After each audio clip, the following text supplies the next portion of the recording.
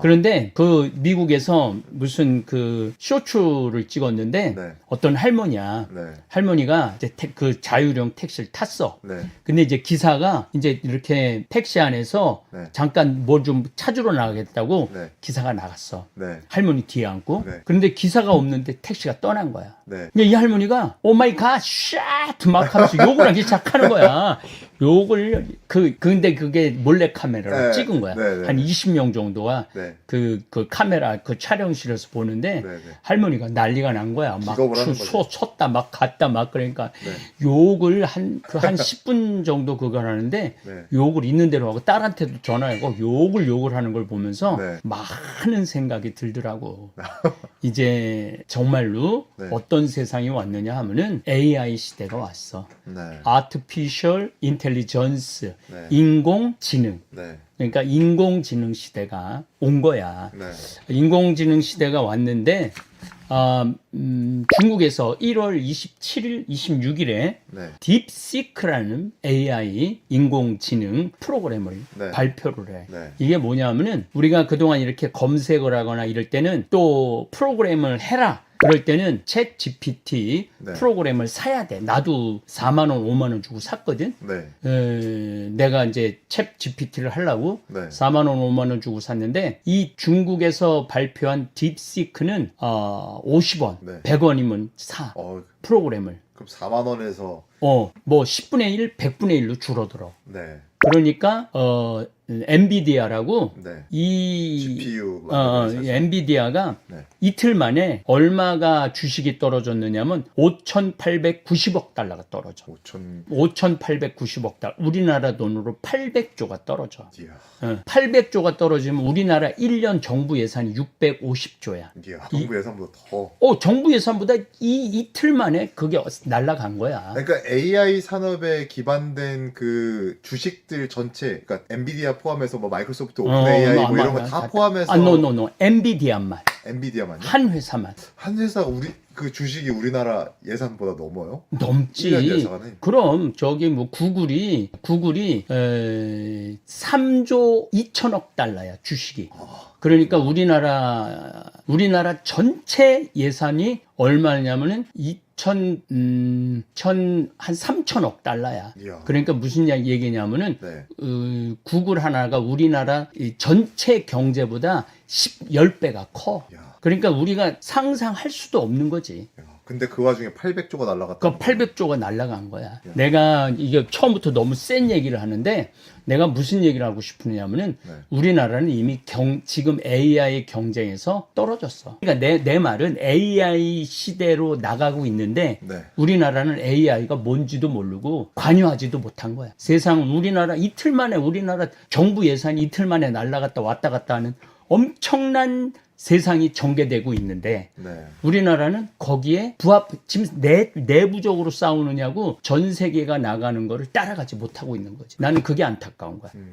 내가 나가보면서 그 택시들 지난번에 갔을 때도 작년 11월 달에 갔을 때도 네. 그 배달 로봇가 시내를 다 돌아다니는 거야. 그럼 배달 피자 배달 뭐 이런 음식 배달을 로봇가 다 해. 네 바퀴 달린 지나다니면서 걔네들 신호등도 잘 지켜. 신호등도 오면 딱 지키고. 야. 지난번에 11월 달에 갔을 때는 거기에 놀랐는데 네. 이번에는 자동차에 놀란 거야. 야. 이게 세상이 완전히 지금 뒤집히고 있는 상태야. 지금 무슨 시대로 넘어가냐면 AI 시대로 넘어가고 있는 거야. 국가대표 AI 없는 한국. 챗 GPT, 딥시크 만들 인재 모두 의대로. 작년 한국 유망 AI는 개발한 게 영계래. 영계. 그러니까 딥시크, 깊은 서치, 깊은 그러니까 뭐랄까 물어보는 거지. 네. 이게 미중 AI 전쟁이 시작된 거야. 박정희 대통령의 최고의 업적 중에 하나는 산림 녹화예요. 산림 녹화. 그래서 현신규 박사라고 서울대, 내가 이분을 너무너무 좋아해요. 탄생 140주년이에요. 벌써 돌아가셨죠. 우리 나라가 건강하려면, 나라가 부유하려면 뭐가 있어야 된다? 나무가 있어야 된다. 근데 이분들은 이 나무를 이렇게 잘라갖고 숲을 다 없애는 거야. 그래서 제가 잠비아에 가갖고 할 첫 사업은 숲을 보존하는 거야. 나무 태우지 않는 거. 그래서 지금 필렛이라고 조그만 나무들은 얼마든지 화력으로 만들 수 있거든요. 그래서 그 기계도 사서 내가 갖고 가갖고 잠비아에 전부 다 해갖고 나무 못 자르게 하려고 지금 생각을 하고 있어요. 할 일이 무궁무진해. 그래서 이 나무 이렇게 숯으로 만드는 게 너무너무 안타깝죠. 2040년 되면 우리나라가 세계에서 S&P 스탠다드 앤 푸어스라고 평가회사가 있는데 우리나라가 2040년에는 세계에서 4번째로 경제적으로 부유한 나라가 된다는 거예요. 올해도 수출이 세계 몇이야? 6위야. 6위. 우리 맨날 텔레비에서 어두운 것만 보는데 우리나라 잘 나가는 나라예요. 그리고 이 반도체 수출이요 기가 막히게 아주 운이 튼 나라 중에 하나예요. 운이 튼 나라 중에 하나. 그렇게 불행하게 생각 안 해도 맨날 방송에는 뭐 다 굶어 죽는 것 같은데 여러분도 굶어 죽어요? 좀 긍정적으로 생각을 하시면 좋을 거야. 황창현 신부님의 행복 특강 바로 시작하겠습니다. 구독, 좋아요 눌러주시고 남겨주신 댓글엔 답글 달아드리겠습니다. 이제 우리 한국은 먹고 살만해요. 다시 말해서 도움을 받는 나라에서 유일하게 도와주는 나라로 바뀌었습니다. 6.25 전쟁 이후에 우리나라보다 잘 살았던 잠비아는 하나도 변화된 게 없어요. 그러니까 1950년대 그대로 상태가 잠비아예요. 우리나라는 정말로 이제 잘 살게 됐으니까 이제 우리 한국 교회도 이제 어렵고 가난한 교회를 도와주는 일환으로 제가 잠비아 봉사활동, 선교활동 하는 거를 여러분들하고 함께 나누고 싶습니다. 네, 동영상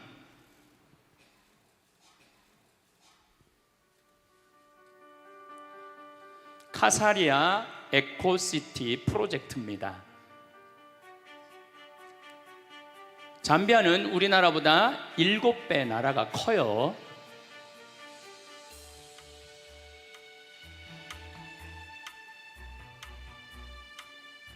그래서 지난 5년 동안 의사 선생님들 이제까지 한 30분이 가서 봉사활동을 지금까지 5년 동안 하고 있죠. 네, 여기가 잠비아 무프리라라는 도시고 여기가 은돌라라는 도시고 여기가 키투에라는 도시예요. 이 한가운데 땅을 제가 대통령한테 받았어요. 제가 6년 전에 우리 생태마을에서 피정을 하는데 수녀님들 20분이 오셨어요. 수녀님들 20분이 오셨는데 다른 수녀님은 얼굴이 다 하얀데 수녀님 한 분만 얼굴이 새카만 거예요. 그래서 내가 물어봤어요. 다른 수녀님들은 얼굴이 하얀데 왜 수녀님만 얼굴이 새카마냐? 이렇게 물어봤더니 그 수녀님이 자기는 16년째 아프리카 잠비아에서 농장을 운영하고 농업학교를 운영한다는 거예요. 제가 귀가 번쩍 뜨이더라고요. 왜냐하면 저는 한국의 생태마을 만드는 것도 꿈이지만은 외국에 아프리카에도 생태마을 하나 만들고 남미에도 생태마을 하나 만들고 미국에도 생태마을 하나 만들고 그래서 심지어 알래스카까지 가서 땅 알아보고 왔어요. 생태마을 만들려고. 그런데 제가 생태마을을 만들려고 그랬는데 이미 아프리카에서 하고 있는 수녀님이 계신 거예요. 너무너무 반갑더라고요. 그래서 제가 수녀님한테 그런데 왜 한국은 들어왔느냐? 그랬더니 이 수녀님이 자기는 갑상선 암이 걸렸다는 거예요. 그리고 또 그 자카란다라는 농장에 농업학교를 운영하고 있는데 남자 기숙사를 짓는데 돈이 모자라갖고 모구마로 왔다는 거예요. 그래서 얼마가 모자라갖고 모구마로 왔느냐? 그랬더니 2천만 원이 모자란다는 거예요. 근데 그때 제가 마침 사는 맛 사는 멋이라는 책을 썼는데 인세가 2천만 원이 딱 들어와 있었어요. 그래갖고 내가 수녀님한테 모구마로 다니지 말아라, 내가 줄 테니까. 이 수녀님이 처음 보는 신부가 돈을 2천만 원 준다니까 깜짝 놀란 거예요. 근데 사실은 처음 보는 게 아니라 나하고 같은 일을 하고 있었던 수녀님이기 때문에 이미 나는 준비가 돼 있었죠. 나는 돈이 있어도 나중에 안 줘요. 줄려면 언제 줘? 지금 줘, 지금. 그래서 그냥 수녀님한테 돈을 드리고, 수녀님 내가 내년에 수녀님 농장하는데 한번 방문하겠다, 의료 봉사팀을 꾸며서. 그래갖고 이제 제가 의사 3분, 멜버른에 있는 의사, 인천에 있는 의사, 평택에 있는 의사, 치과 의사 3분을 꾸미고 대학생들 20명을 꾸며갖고 잠비아를 가봤죠. 잠비아를 가봤는데 너무너무 내가 놀란 거예요. 여러분들 아프리카 하면은 비도 없으시고 땅도 그냥 막 메마르고 사람들은 말라 비틀어 죽고 막 이런 걸로 알고 있잖아요.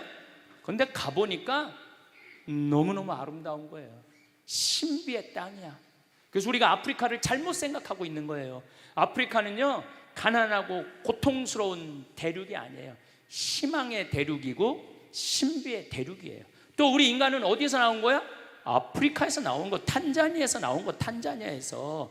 근데 그냥 우리는 아프리카를 착취의 대상으로, 불쌍한 대상으로, 도와줘야 되는 대상으로 생각하는 거예요. 인격 대 인격이 만나는 게 아니죠. 어쨌든 제가 잠비아에 갔다 와서 그들이 너무너무 아름답고 그들이 너무너무 순수한 거야. 그래서 내가 강의 때 얘기를 했죠. 아프리카는 너무너무 행복한 나라고, 하지만 가난하다. 가난한 사람은 행복하면 안 돼요? 여러분들 지금 조금 경제적으로 여유 없는 분들, 나는 경제적으로는 가난해도 나는 행복하면 안 돼? 똑같아. 아프리카 사람들도 행복할 자격이 있는 사람들이에요. 그래서 제가 이제 돌아와서 너무너무 감동받은 얘기를 이제 강의 때 가끔 했어요.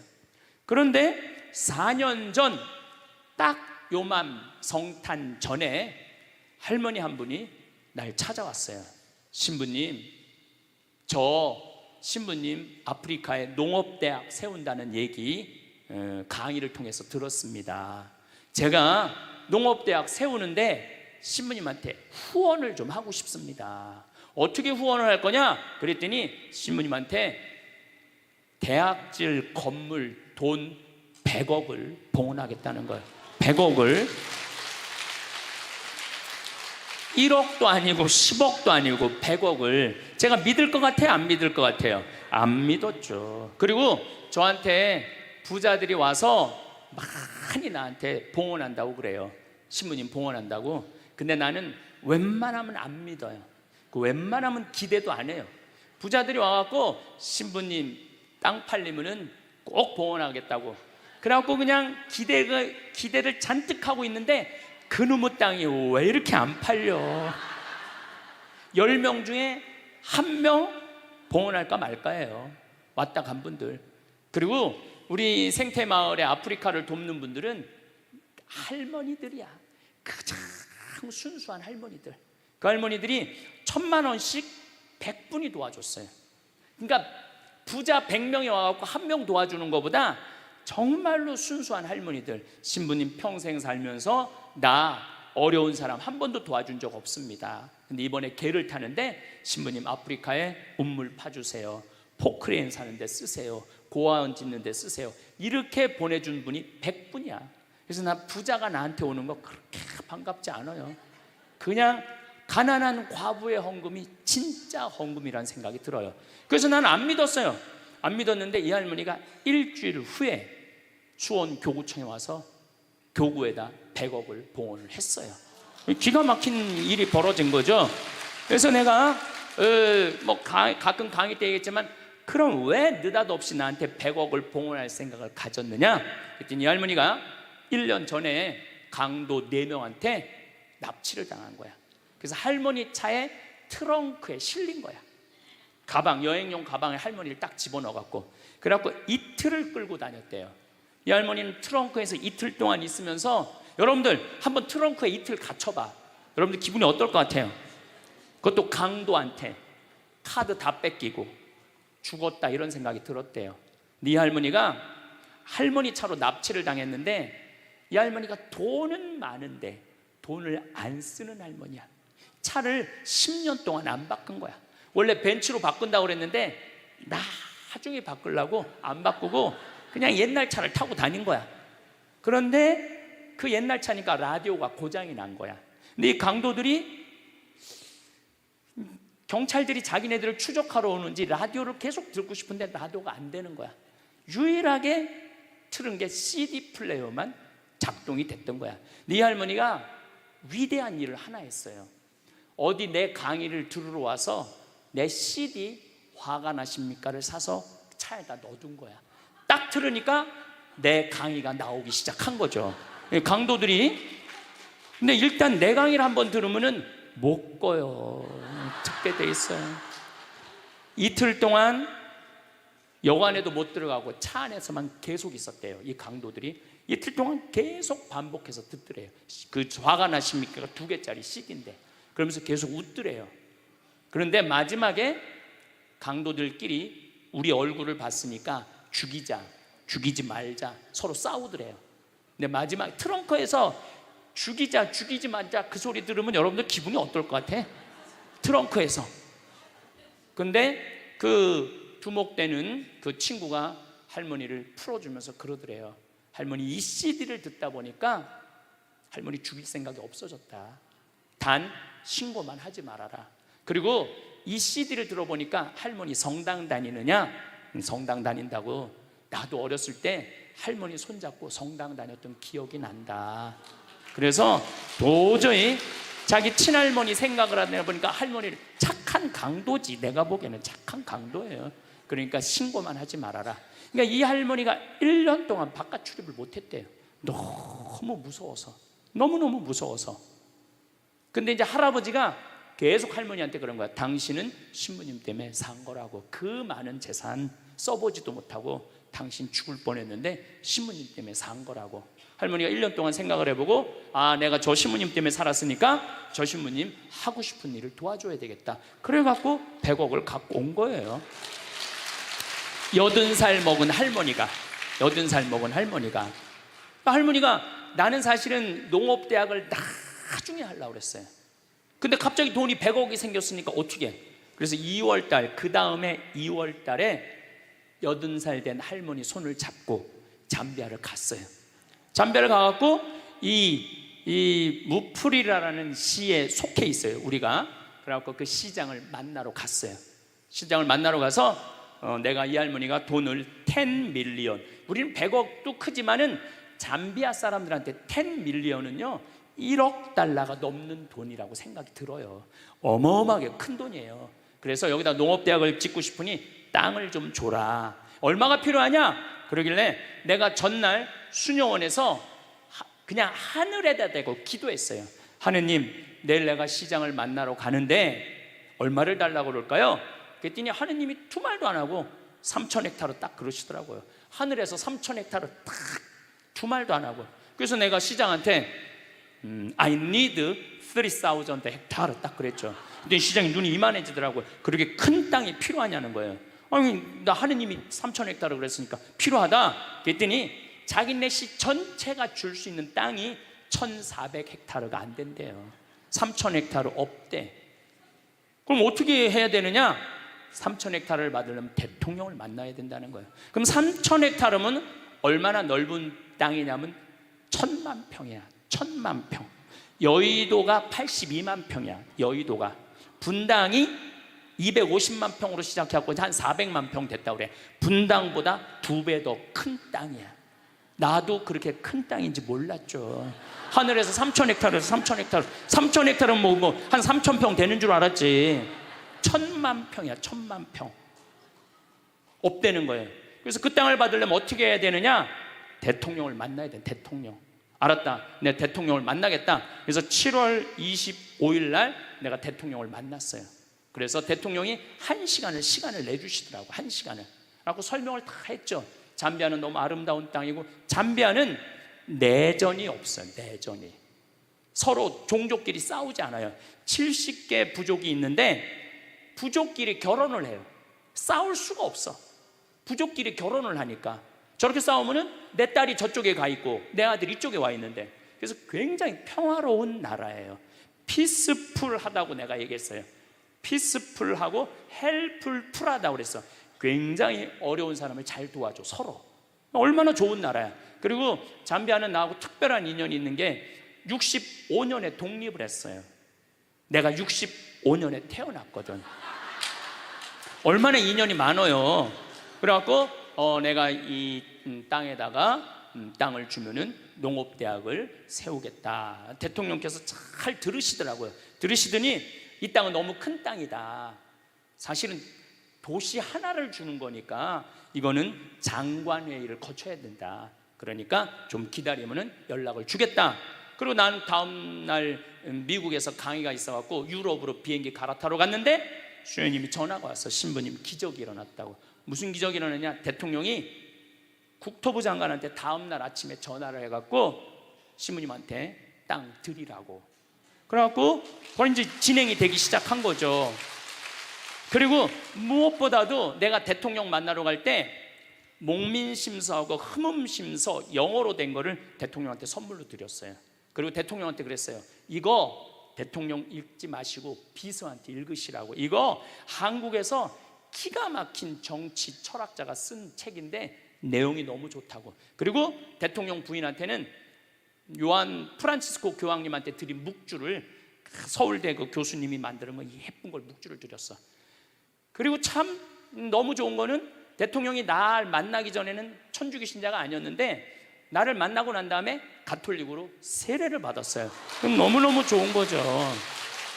아니 나 때문에 세례 받은 건 아니고 어쨌든 가톨릭으로 세례를 받았어요. 그래서 너무너무 좋더라고요. 그래서 그렇게 이제 일이 진행되기 시작을 한 거죠. 그래서 땅을 1000만 평 이 카사리아 지역에 받은 거예요.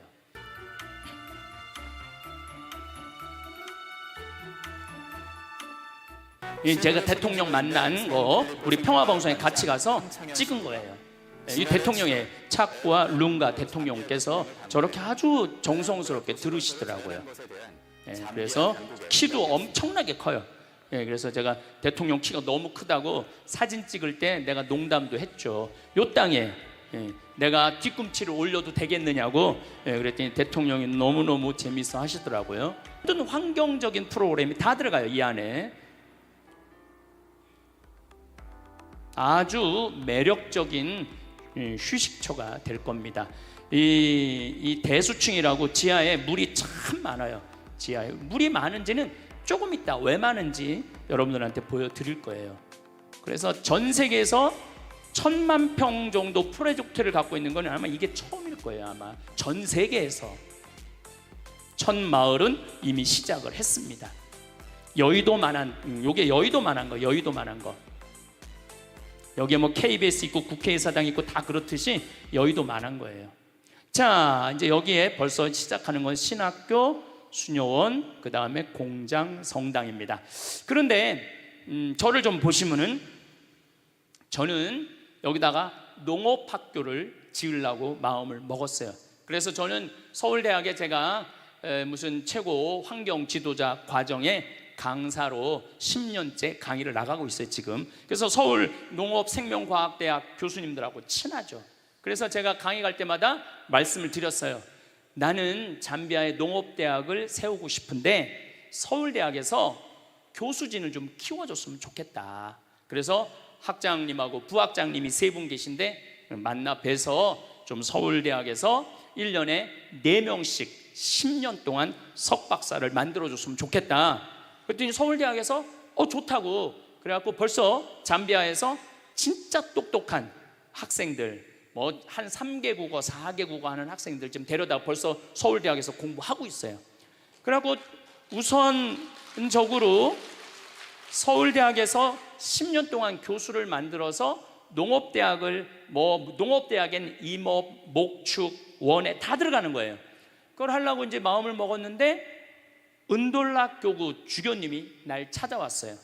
잠비아는 우리나라보다 7배 큰 나라지만은 인구는 1,500만 명이에요. 그 중에 가톨릭 신자가 500만 명이에요. 근데 주교님이 날 찾아와갖고 우리나라 한국교회가 가톨릭 신자가 몇 명이에요? 500만 명이잖아요. 근데 신학교가 몇 개 있어요? 6개 있잖아요. 근데 거긴 신학교가 하나도 없다는 거예요. 제대로 된 기숙사 하나가 없다는 거예요. 그래서 일반 대학에서 1, 2학년 철학과하고 3, 4학년을 무슨 수도에서 하고 5, 6, 7학년만 기숙사에서 하는데 이게 신학교 교육은 그렇게 하면 안 되거든요. 그래서 주교님이 저를 찾아오셔서 알릭 반달 주교님이 저를 찾아오셔서 신부님, 농업대학도 중요하지만 복음의 씨앗 이것 뿌리는 게 더 중요합니다. 신학교를 좀 줘달라고 저한테 부탁을 하더라고요. 근데 생각을 해보니까 내가 천주교 신부인데 농업대학보다 뭐가 더 중요해? 신학교가 더 중요하더라고요. 그럼 알겠다고 내가 신학교 줘주겠다고 신학교 짓는데 제 생각에는 한 40억 정도 들어갈 것 같아요. 근데 뭐 할머니 돈으로 다 질 수는 없어요. 왜냐하면 거긴 도시를 형성해야 되니까. 그래서 내가 미국 공동체에 강의를 가서 내가 LA 쪽 교우들한테 이렇게 말했어요. 미국에 와서 돈 벌었다고 벤츠 타고 렉서스 타고 BMW 타고 어깨에 힘주지 말고 미국 교회에 와서 돈 벌었으니까 미국에 왔으니까 이제 그 돈 가지고 아프리카에 신학교 짓는데 여러분들 좀 후원 좀 하라고. 그랬더니 미국 교우들이 완전히 하늘에서 계시받은 것 같이 너무너무 좋아하더라고요. 그래갖고 지금 처음에는 13분으로 시작했는데 이번 여름에 갔는데 100명이 넘었어. 1월 달에 가면 아마 1000명도 넘을 것 같아요. 1월 달에 가면은.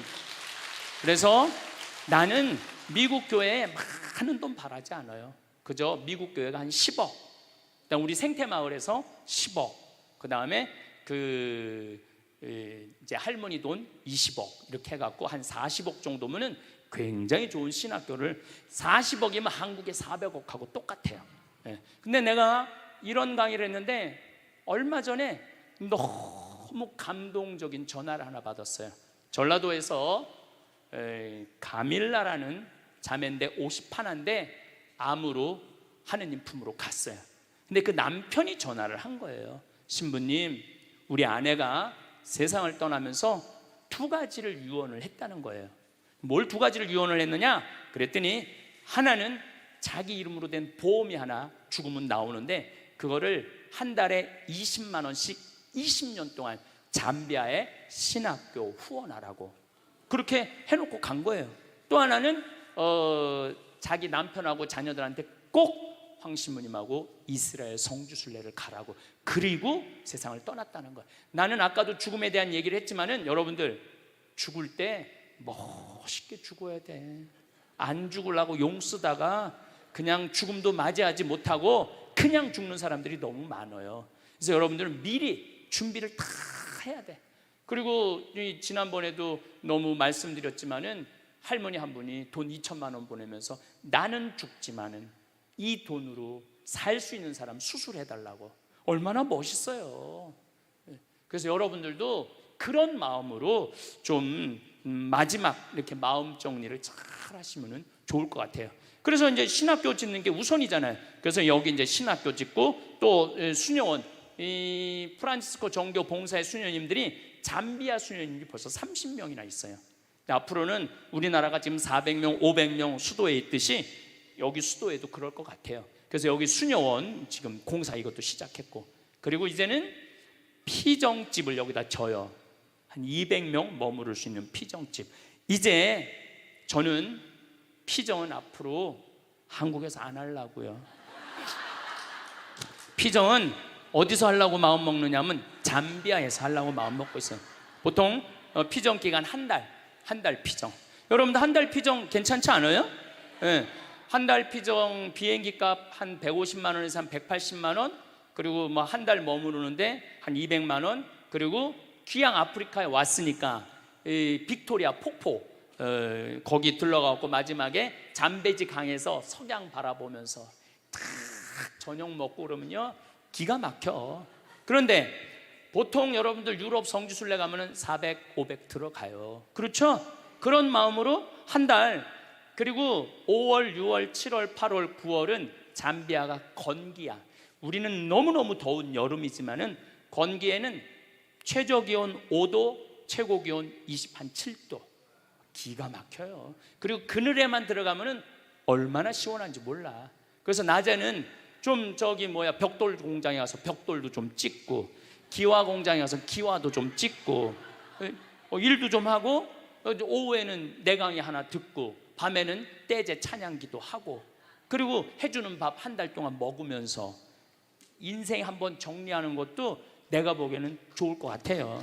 그래서 앞으로는 이제 이거는 내년 여름에 가고 땅 측량하고 난 다음에 건물은 바로 질 거예요. 바로 져서 겨울에 우리 교우들 이제 거기 겨울이죠. 피정들 많이 오세요. 그 뭐 돈 모아갖고 한 번쯤 아니 앞으로 100년을 사는데 출창 한국에서만 뭐하러 100년을 사? 그러면 뭐하러 살아? 100년 한국에서만 출창 살 거면은 좀 잠비아도 좀 가보고 알래스카도 좀 가보고 이제 연금 나오면 연금 다 모아갖고 그렇게 하세요. 얼마 전에 하와이에서 할머니들이 평창에 피정을 왔어요. 아니 평창에서 하와이 놀러 가는 건 이해가 돼도 하와이에서 평창으로 오는 건 이해가 안 되잖아요. 25분의 할머니들이 오셨어요. 근데 여러분들 그 할머니들이 왜 오시느냐 하면 하와이는 노인 기초연금이 다른 데보다 많아요.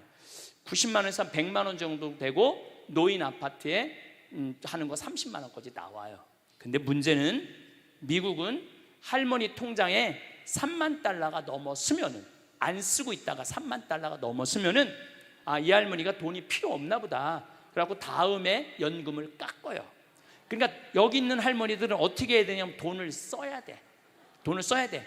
그러니까 하와이에서 평창을 오는 거예요. 돈을 써야 되니까. 그러니까 여러분들도 이제 앞으로 우리나라 선진국 되고 2040년 되면 우리나라가 세계에서 S&P 스탠다드 앤 푸어스라고 그 평가 회사가 있는데 우리나라가 2040년에는 세계에서 4번째로 경제적으로 부유한 나라가 된다는 거예요. 올해도 수출이 세계 몇이야? 6위야. 6위. 우리 맨날 텔레비에서 어두운 것만 보는데 우리나라 잘 나가는 나라예요. 그리고 이 반도체 수출이요 기가 막히게 아주 운이 튼 나라 중에 하나예요. 운이 튼 나라 중에 하나. 그렇게 불행하게 생각 안 해도 맨날 방송에는 뭐 다 굶어 죽는 것 같은데 여러분도 굶어 죽어요? 좀 긍정적으로 생각을 하시면 좋을 거야. 대통령만 잘 나오면 돼. 대통령만 어려운 할머니들 도와주는 대통령들, 중고등학교, 대학교 애들 장학금 주는 대통령. 그리고 이거는 세계적인 추세예요. 세계적인 추세. 어쨌거나 여기다 이제 신학교 짓고 수녀원 짓고 이건 작업을 시작을 했어요. 이번에 길도 다 내놨어요. 여기 축복의 길도 있고 마을들 이렇게 다 건물을 줘서 좀 행복한 공동체를 만들어 줄 거예요. 여기는 밀라노 대성전보다 땅이 넓어요. 광장이 땅 크니까 뭐. 근데 여기는 이제 벽돌 공장, 제재소, 뭐 필레트 공장, 뭐 별걸 다 여기다 이제 집어넣을 거죠. 할 일이 끝도 없어요. 축복의 길이라고 랜드마크예요. 여기는 설계가 이미 다 나왔죠. 주민들도 아주 행복한 공간에서 살 수 있는 준비를 저희들이 하고 있어요.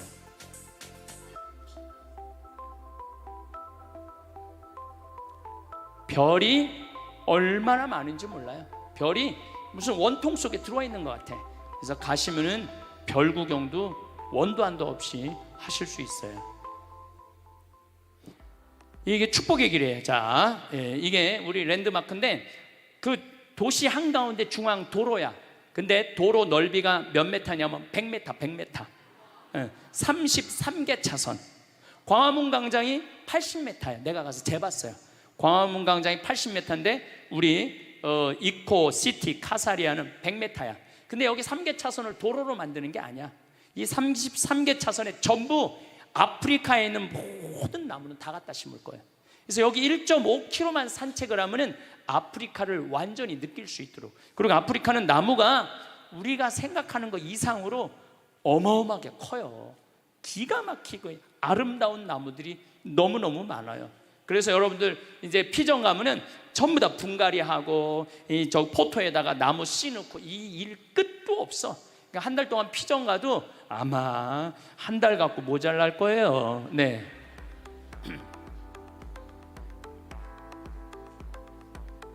나무들이 10년만 자라면은 이 둘레가 10m도 더 넓어요. 10년만 자라면. 소나무도 1년에 2m, 3m씩 쭉쭉 자라요. 소나무들도. 네. 이제 이 밀라노 광장보다도 높은. 그래서 이 도시에는 여기 이제 조금 이따 제가 설명을 드릴게요. 잠깐만 좀 잡아보세요. 재작년인가 한 후원자가 나타났어요. 신부님, 내가 우리나라 경찰복 이렇게 국가에 납품하는 사람입니다. 근데 작년에 경찰복이 다 바뀌었잖아요. 바뀌었는데 자기네들이 납품하려고 해놓은 경찰복 4,000벌이 그냥 있는 거야. 그래갖고 그 베이지색 경찰복이 참 예쁘잖아요. 그래갖고 하복, 돈복, 잠바까지 싹 어디 처리할 수가 없는 거야. 그래서 우리한테 기증을 했어요. 그 잠비아에 벌써 보내놨어. 그래갖고 잠비아에 있는 직원들은 이제 우리 잠비아 사람들은 전부 다 그거 입혀갖고 여기 싹 이제 내가 데리고 다닐 거예요. 여기 명찰도 다 해주고. 그리고 여기는 이제 옷도 멋있게, 이 도시 안에 사는 사람들은 옷도 멋있게. 그래서 우리 이 카사리아 이코시티에 들어와 있는 직원들도 옷도 정복으로 다 입혀놓고 여자 직원들도 기가 막히게 해서, 야, 아프리카는 더럽고 지저분하고 헐벗은 데가 아니라 너무 매력적이고 너무 신비하고 너무 깨끗한 대륙이고 행복의 대륙이라는 걸 저는 꼭 보여주고 싶어요. 예.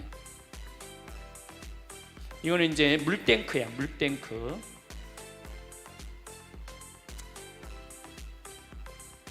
참 신나는 일이죠. 흥분되는 얘기. 이게 자카란다라는 꽃나무인데 보라색인데 피면은 기가 막혀요. 예. 요 잠깐 좀 이 석양도 참 아름답고, 예. 가봐야 돼. 여기서 백날 설명해봐야 소용이 없어요. 자, 잠깐 잡아보세요. 자, 어떻게 저런 설계가 나왔느냐. 한 2년 전인가 3년 전에 안동교구 신부님이 전화가 왔어요. 우리 조카가 서울시립대학 도시공학과 건축학과 교수인데 황 신부님을 꼭 만나고 싶다고. 그래서 교수님을 만났는데 김정빈 비아라는 교수인데, 이 교수님이 무슨 책임자냐면 노들섬 개발 총 책임자야. 노들섬 서울 아시죠? 이제 서울시에서 이제 개발을 이제 시작할 거예요. 그 대단한 기업에서 10개 회사가 프로젝트에 참가를 했는데 이 교수하고 그 대학원생들이 낸 프로젝트가 선택이 된 거야. 근데 이거를 좀 하고 싶은데 이게 막 용기도 없고 자신감이 없는데, 내가 환경에 관련된 신부니까 저 신부님한테 가서 좀 자문을 구하면은 내가 용기를 얻겠다. 그리고 날 찾아온 거예요. 그래서 쭉 노들섬에 가보니까, 여러분들 노들섬이 앞으로 개발되면은요 서울의 꽃이야. 서울의 몽마르트가 될 거야. 거기가 서울에 기가 막히더라고. 거기 섬에 딱 들어가 보면은 63 빌딩부터 서울의 모든, 심지어서 저 롯데 타워까지 한눈에 다 보여. 정말 좋더라고요. 근데 이제 그 교수님이 날 이렇게 찾아왔는데, 내가 그 교수 이렇게 들어보니까 두바이 신도시를 설계를 했더라고요. 두바이 신도시를. 그래갖고 그 교수가 나를 찾은 게 아니라 하느님이 그 교수를 나한테 보내준 거야. 그래서 이 노들섬이 중요한 게 아니다. 지금 잠비아에, 내가 카사리아에 노들섬은 4만 평이라는데 내가 1,000만 평 개발을 하고 있다. 나를 좀 도와줘라. 그랬더니 이 교수님이 신부님, 정말로 하느님께서 저를 신부님한테 보낸 것 같다고. 그래서 이 모든 거는 서울시립대학 도시공학과 김정빈 교수가 책임을 지고 진행을 하는 거예요. 그런데 그 밑에 김용계 건축가라고 있는데, 이분은 한국 분이 아니에요. 캐나다 분이야. 근데 이분이 얼마나 유명한 분이냐 하면은 요한 바오로 2세 교황께서 캐나다에 방문을 했을 때 제대 설계를 담당하신 분이야. 캐나다가 거의 가톨릭 국가거든요. 그러니까 얼마나 쟁쟁한 건축가가 많겠어. 근데 이 김용계 건축가, 이 선생님이 한 게 선정이 된 거야. 이 세계적인 건축가죠. 그래서 잠비아는 그냥 하는 게 아니라 정말로 세계적인 건축가들이 프로젝트를 참여하고 있는 거예요. 그래서 얼마나 내가 신바람이 나는지 몰라요. 자, 봅시다. 플레이. 자, 잡아보세요. 이게 이제 우리가 받은 땅이야. 이 땅에 이번 여름에 이제 측량을, 이제 건물을 지려면 측량을 해야 되잖아요. 측량을 이제 하려고 이제 생각을 했는데 우리 비아 교수가 1000만 평을 어떻게 측량해요? 그래서 잠비아 연락했대. 측량 기계 있냐고. 그러니까 자기네들은 그런 거 없대. 그 뭐가 있냐고. 그러니까 200m짜리 줄자 하나 있다는 거. 200m짜리 줄자. 우리 카사리아에 있는 땅 크기가 얼마냐면은 한쪽 면 길이가 10km야. 10km인데 줄자로 어떻게 해? 그래갖고 이제 이 교수님이 이제 이번 여름에 나하고 같이 가서 측량을 해야 되는데, 어느 건축가 교수들 모임에 가갖고 신부님 모시고 잠비아에 측량을 하러 가야 되는데 땅이 1000만 평인데 어떻게 하면 좋은지 모르겠다고 했더니 술이 잔뜩 취한 교수가 그러더래요. 드론으로 하라고. 드론으로. 요즘 드론 좋은데. 그 생각을 해보니까 드론이 되겠더라고. 그래갖고 가서 조사를 해보니까 지금은 인공위성 GPS를 이용해갖고 위도 경도만 찍고 저 설계도 나온 거 있잖아요. 그것만 딱 찍어놓으면 정확하게 가서 쓰는 거야. 그래서 이 드론이 하늘에서 지금 우리 땅을 찍는 거예요. 그리고 여기 동네에 카사리아라는 이게 숲이에요.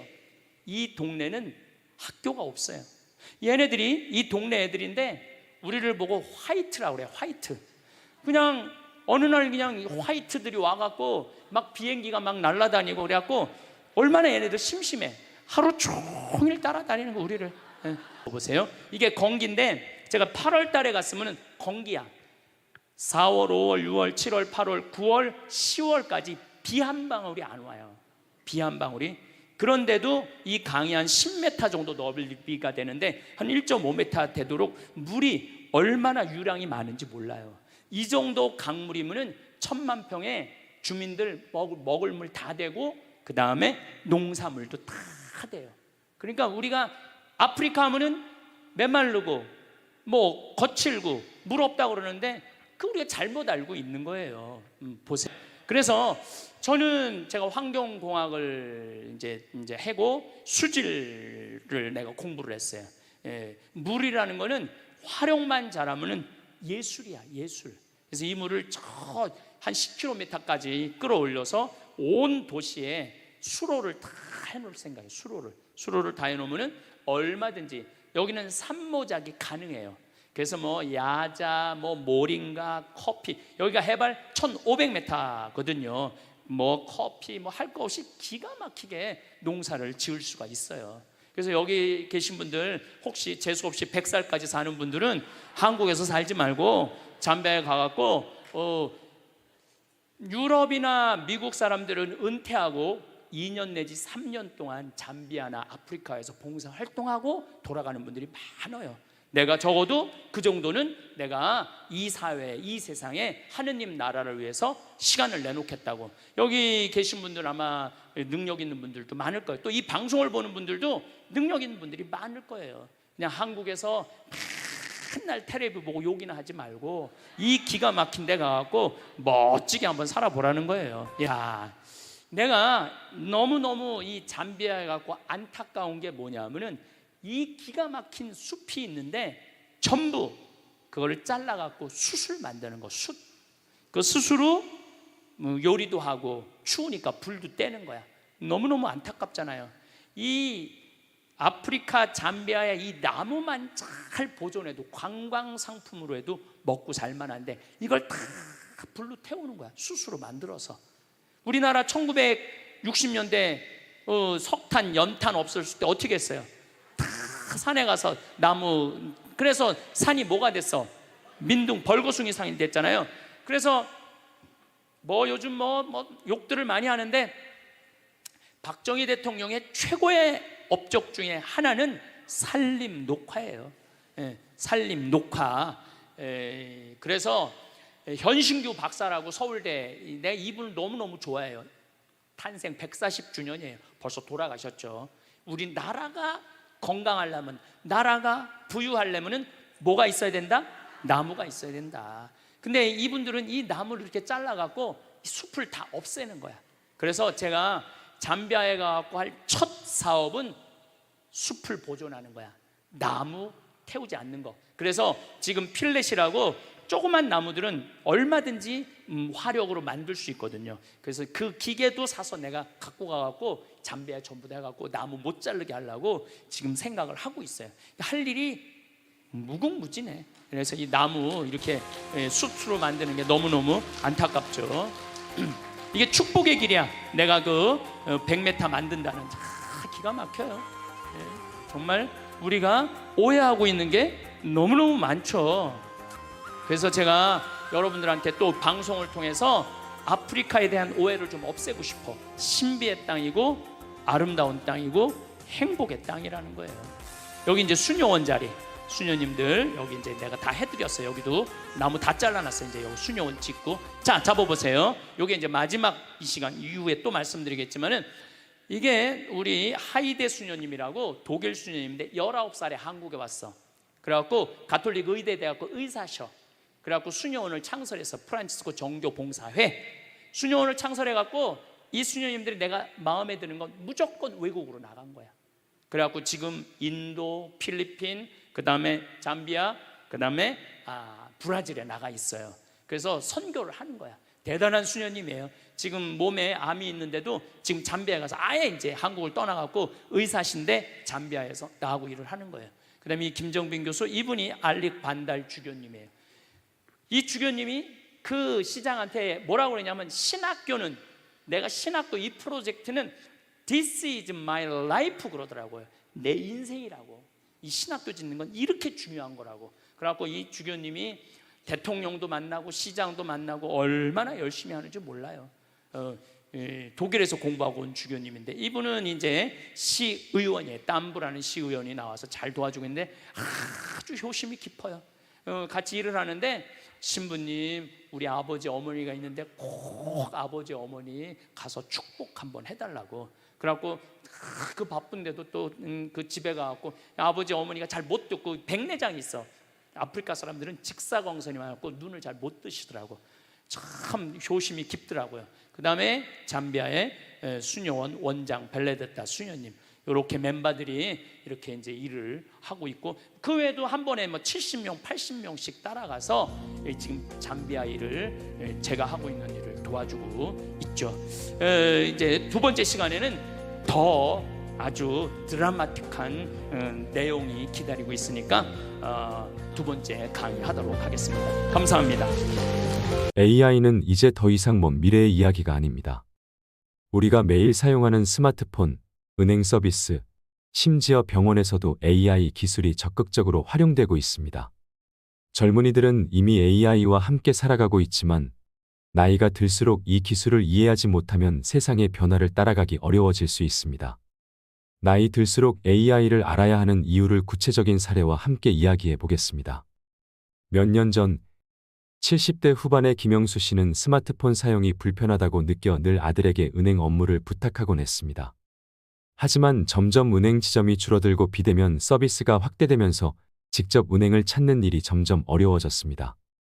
결국 아들의 도움 없이는 자신의 돈을 제대로 관리할 수 없는 상황이 되었습니다. 그러나 AI 음성 비서를 사용해 스마트폰에서 음성 명령만으로 계좌 이체를 하게 되면서 그는 더 이상 은행을 찾아다닐 필요가 없어졌습니다. AI가 적용된 기술을 조금만 이해하고 익히자 생활이 한층 편리해진 것입니다.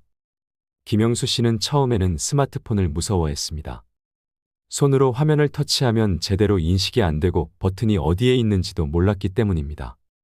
그런데 우연히 손자가 "할아버지, 이 버튼을 누르면 뭐든지 물어볼 수 있어요" 라고 하며 AI 음성 비서를 소개했습니다.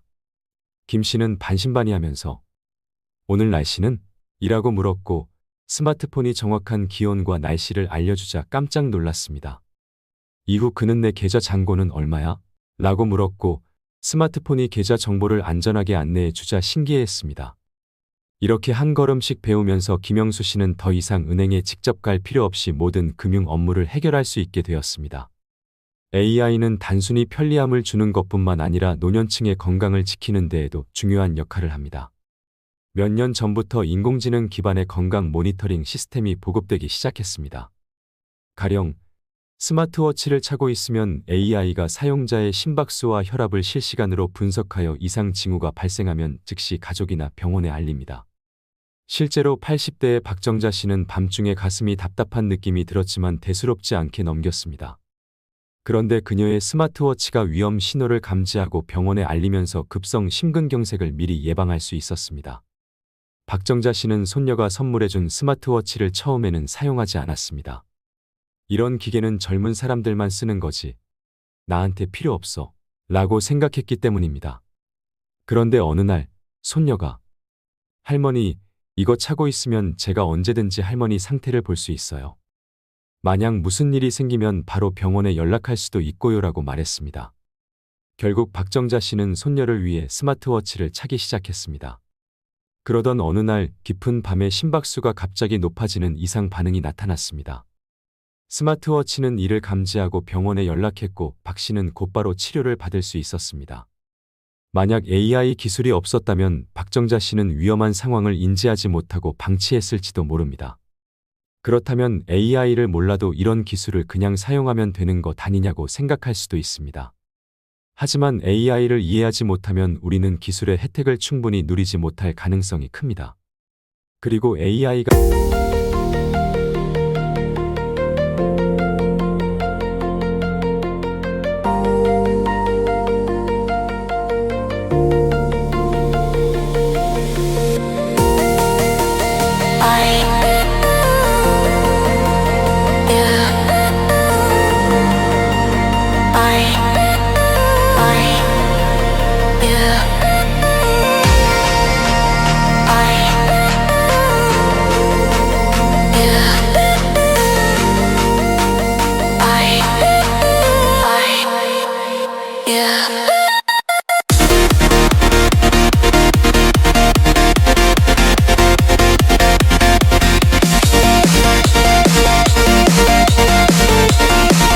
점점 더 많은 영역에서 중요한 역할을 하게 될수록 이를 악용하려는 사람들도 늘어나고 있습니다.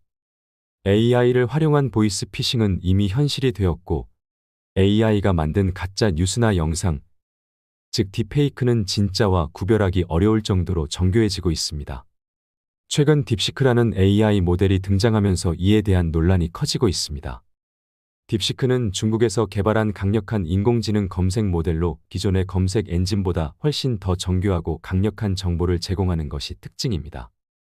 하지만 이 기술이 정보 조작이나 검열에 악용될 수 있다는 우려가 나오고 있습니다.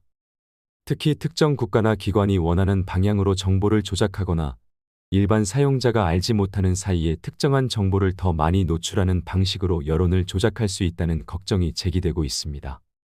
최근 몇몇 사례에서는 AI 기반 검색 기술이 의도적으로 왜곡된 정보를 제공했다는 의혹도 제기되었습니다. 이처럼 AI는 우리 생활을 편리하게 만들어주지만 그 작동 방식과 한계를 모르면 오히려 위험에 빠질 수도 있습니다. 예를 들어 몇 년 전 한 노인이 손주가 급하게 돈이 필요하다는 전화를 받고 급히 돈을 송금했다가 사기를 당한 사례가 있었습니다. 그런데 이 전화는 실제 손주의 목소리가 아니라 AI가 학습한 가짜 목소리였습니다. 이런 피해를 막으려면 AI의 기본적인 개념을 이해하고 AI 기술을 악용한 사기 수법에 대해서도 알고 있어야 합니다. 이제 AI는 선택이 아니라 필수입니다. 나이가 들수록 새로운 기술을 배우기 어렵다고 느낄 수도 있지만 AI는 우리가 생각하는 것만큼 복잡하지 않습니다. 스마트폰에서 AI 음성 비서를 활용하는 방법을 배우거나 AI 기반 건강 관리 기기를 사용하는 것부터 차근차근 시작하면 됩니다. 예전에는 은행에 가서 번호표를 뽑고 기다리는 것이 당연했지만 이제는 집에서 편하게 금융 업무를 처리할 수 있습니다. 또한 예전에는 신문을 보고 뉴스 정보를 얻었지만 이제는 AI가 원하는 정보를 골라서 제공해주는 시대입니다. AI를 배운다고 해서 전문가가 될 필요는 없습니다. 하지만 AI가 어떻게 작동하는지, 어떤 위험이 있는지를 알고 있다면 더욱 안전하고 편리한 삶을 살 수 있습니다. 젊은이들은 자연스럽게 기술을 익히지만 노년층도 AI에 대한 두려움을 버리고 천천히 익혀나간다면 충분히 활용할 수 있습니다. AI는 우리를 도와주는 도구이지 결코 우리를 위협하는 존재가 아닙니다. 다만 이를 올바르게 이해하고 사용해야만 그 혜택을 누릴 수 있습니다. 이제는 AI가 없는 세상을 상상하기 어려운 시대가 되었습니다. 노인들도 AI를 이해하고 활용할 줄 안다면 세상의 변화에 뒤처지지 않고 더욱 풍요로운 삶을 살아갈 수 있을 것입니다. 오늘도 서로에게 더 따뜻한 사회, 우리들의 행복한 노후를 바랍니다. 고요한 밤 TV였습니다. 반복 재생하겠습니다. 이제 우리 한국은 먹고 살만해요. 다시 말해서 도움을 받는 나라에서 유일하게 도와주는 나라로 바뀌었습니다. 6.25 전쟁 이후에 우리나라보다 잘 살았던 잠비아는 하나도 변화된 게 없어요. 그러니까 1950년대 그대로 상태가 잠비아예요. 우리나라는 정말로 이제 잘 살게 됐으니까 이제 우리 한국 교회도 이제 어렵고 가난한 교회를 도와주는 일환으로 제가 잠비아 봉사활동, 선교활동하는 거를 여러분들하고 함께 나누고 싶습니다. 네, 동영상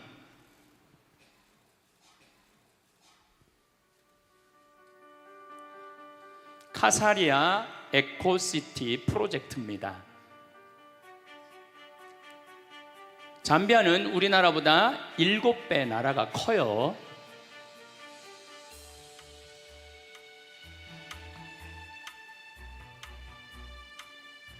그래서 지난 5년 동안 의사 선생님들 이제까지 한 30분이 가서 봉사활동을 지금까지 5년 동안 하고 있죠. 네, 여기가 잠비아 무프리라라는 도시고 여기가 은돌라라는 도시고 여기가 키투에라는 도시예요. 근데 이 한가운데 땅을 제가 대통령한테 받았어요. 제가 6년 전에 우리 생태마을에서 피정을 하는데 수녀님들 20분이 오셨어요. 수녀님들 20분이 오셨는데 다른 수녀님은 얼굴이 다 하얀데 수녀님 한 분만 얼굴이 새카만 거예요. 그래서 내가 물어봤어요. 다른 수녀님들은 얼굴이 하얀데 왜 수녀님만 얼굴이 새카마냐? 이렇게 물어봤더니 그 수녀님이 자기는 16년째 아프리카 잠비아에서 농장을 운영하고 농업학교를 운영한다는 거예요. 제가 귀가 번쩍 뜨이더라고요. 왜냐하면 저는 한국의 생태마을 만드는 것도 꿈이지만은 외국에 아프리카에도 생태마을 하나 만들고 남미에도 생태마을 하나 만들고 미국에도 생태마을 하나 만들고 그래서 심지어 알래스카까지 가서 땅 알아보고 왔어요. 생태마을 만들려고. 그런데 제가 생태마을을 만들려고 그랬는데 이미 아프리카에서 하고 있는 수녀님이 계신 거예요. 너무너무 반갑더라고요. 그래서 제가 수녀님한테 그런데 왜 한국은 들어왔느냐? 그랬더니 이 수녀님이 자기는 갑상선 암이 걸렸다는 거예요. 그리고 또 그 자카란다라는 농장에 농업학교를 운영하고 있는데 남자 기숙사를 짓는데 돈이 모자라갖고 모금하러 왔다는 거예요. 그래서 얼마가 모자라갖고 모금하러 왔느냐? 그랬더니 2천만 원이 모자란다는 거예요. 근데 그때 제가 마침 사는 맛 사는 멋이라는 책을 썼는데 인세가 2천만 원이 딱 들어와 있었어요. 그래갖고 내가 수녀님한테 모금하러 다니지 말아라, 내가 줄 테니까. 이 수녀님이 처음 보는 신부가 돈을 2천만 원 준다니까 깜짝 놀란 거예요. 근데 사실은 처음 보는 게 아니라 나하고 같은 일을 하고 있었던 수녀님이기 때문에 이미 나는 준비가 돼 있었죠. 나는 돈이 있어도 나중에 안 줘요. 줄려면 언제 줘? 지금 줘, 지금. 그래서 그냥 수녀님한테 돈을 드리고 수녀님, 내가 내년에 수녀님 농장하는데 한번 방문하겠다. 의료 봉사팀을 꾸며서. 그래갖고 이제 제가 의사 3분, 멜버른에 있는 의사, 인천에 있는 의사, 평택에 있는 의사, 치과 의사 3분을 꾸미고 대학생들 20명을 꾸며갖고 잠비아를 가봤죠. 잠비아를 가봤는데 너무너무 내가 놀란 거예요. 여러분들 아프리카 하면은 비도 없으시고 땅도 그냥 막 메마르고 사람들은 말라 비틀어 죽고 막 이런 걸로 알고 있잖아요. 근데 가보니까 너무너무 아름다운 거예요. 신비의 땅이야. 그래서 우리가 아프리카를 잘못 생각하고 있는 거예요. 아프리카는요, 가난하고 고통스러운 대륙이 아니에요. 희망의 대륙이고 신비의 대륙이에요. 또 우리 인간은 어디서 나온 거야? 아프리카에서 나온 거, 탄자니아에서 나온 거, 탄자니아에서. 근데 그냥 우리는 아프리카를 착취의 대상으로, 불쌍한 대상으로, 도와줘야 되는 대상으로 생각하는 거예요. 인격 대 인격이 만나는 게 아니죠. 어쨌든 제가 잠비아에 갔다 와서 그들이 너무너무 아름답고 그들이 너무너무 순수한 거야. 그래서 내가 강의 때 얘기를 했죠. 아프리카는 너무너무 행복한 나라고, 하지만 가난하다. 가난한 사람은 행복하면 안 돼요? 여러분들 지금 조금 경제적으로 여유 없는 분들, 나는 경제적으로는 가난해도 나는 행복하면 안 돼? 똑같아. 아프리카 사람들도 행복할 자격이 있는 사람들이에요. 그래서 제가 이제 돌아와서 너무너무 감동받은 얘기를 이제 강의 때 가끔 했어요. 그런데 4년 전 딱 요맘 성탄 전에 할머니 한 분이 날 찾아왔어요. 신부님, 저 신부님 아프리카에 농업대학 세운다는 얘기 강의를 통해서 들었습니다. 제가 농업대학 세우는데 신부님한테 후원을 좀 하고 싶습니다. 어떻게 후원을 할 거냐? 그랬더니 신부님한테 대학질 건물 돈 100억을 봉헌하겠다는 거예요. 100억을. 1억도 아니고 10억도 아니고 100억을. 제가 믿을 것 같아요? 안 믿을 것 같아요? 안 믿었죠. 그리고 저한테 부자들이 와서 많이 나한테 봉헌한다고 그래요. 신부님 봉헌한다고. 근데 나는 웬만하면 안 믿어요. 그 웬만하면 기대도 안 해요. 부자들이 와갖고 신부님 땅 팔리면은 꼭 봉헌하겠다고. 그래갖고 그냥 기대를 잔뜩 하고 있는데 그놈의 땅이 왜 이렇게 안 팔려? 10명 중에 1명 봉헌할까 말까예요. 왔다 간 분들. 그리고 우리 생태마을의 아프리카를 돕는 분들은 할머니들이야. 가장 순수한 할머니들. 그 할머니들이 1,000만 원씩 100분이 도와줬어요. 그러니까 부자 100명이 와갖고 1명 도와주는 것보다 정말로 순수한 할머니들. 신부님 평생 살면서 나 어려운 사람 한 번도 도와준 적 없습니다. 근데 이번에 개를 타는데 신부님 아프리카에 우물 파주세요. 포크레인 사는데 쓰세요. 고아원 짓는데 쓰세요. 이렇게 보내준 분이 100분이야. 그래서 나 부자가 나한테 오는 거 그렇게 반갑지 않아요. 그냥 가난한 과부의 헌금이 진짜 헌금이라는 생각이 들어요. 그래서 나는 안 믿었어요. 안 믿었는데 이 할머니가 일주일 후에 수원 교구청에 와서 교구에다 100억을 봉헌을 했어요. 기가 막힌 일이 벌어진 거죠. 그래서 내가 가끔 강의 때 얘기했지만, 그럼 왜 느닷없이 나한테 100억을 봉헌할 생각을 가졌느냐? 그랬더니 이 할머니가 1년 전에 강도 4명한테 납치를 당한 거야. 그래서 할머니 차에 트렁크에 실린 거야. 가방, 여행용 가방에 할머니를 딱 집어넣어갖고, 그래갖고 이틀을 끌고 다녔대요. 이 할머니는 트렁크에서 이틀 동안 있으면서, 여러분들 한번 트렁크에 이틀 갇혀봐. 여러분들 기분이 어떨 것 같아요? 그것도 강도한테 카드 다 뺏기고 죽었다 이런 생각이 들었대요.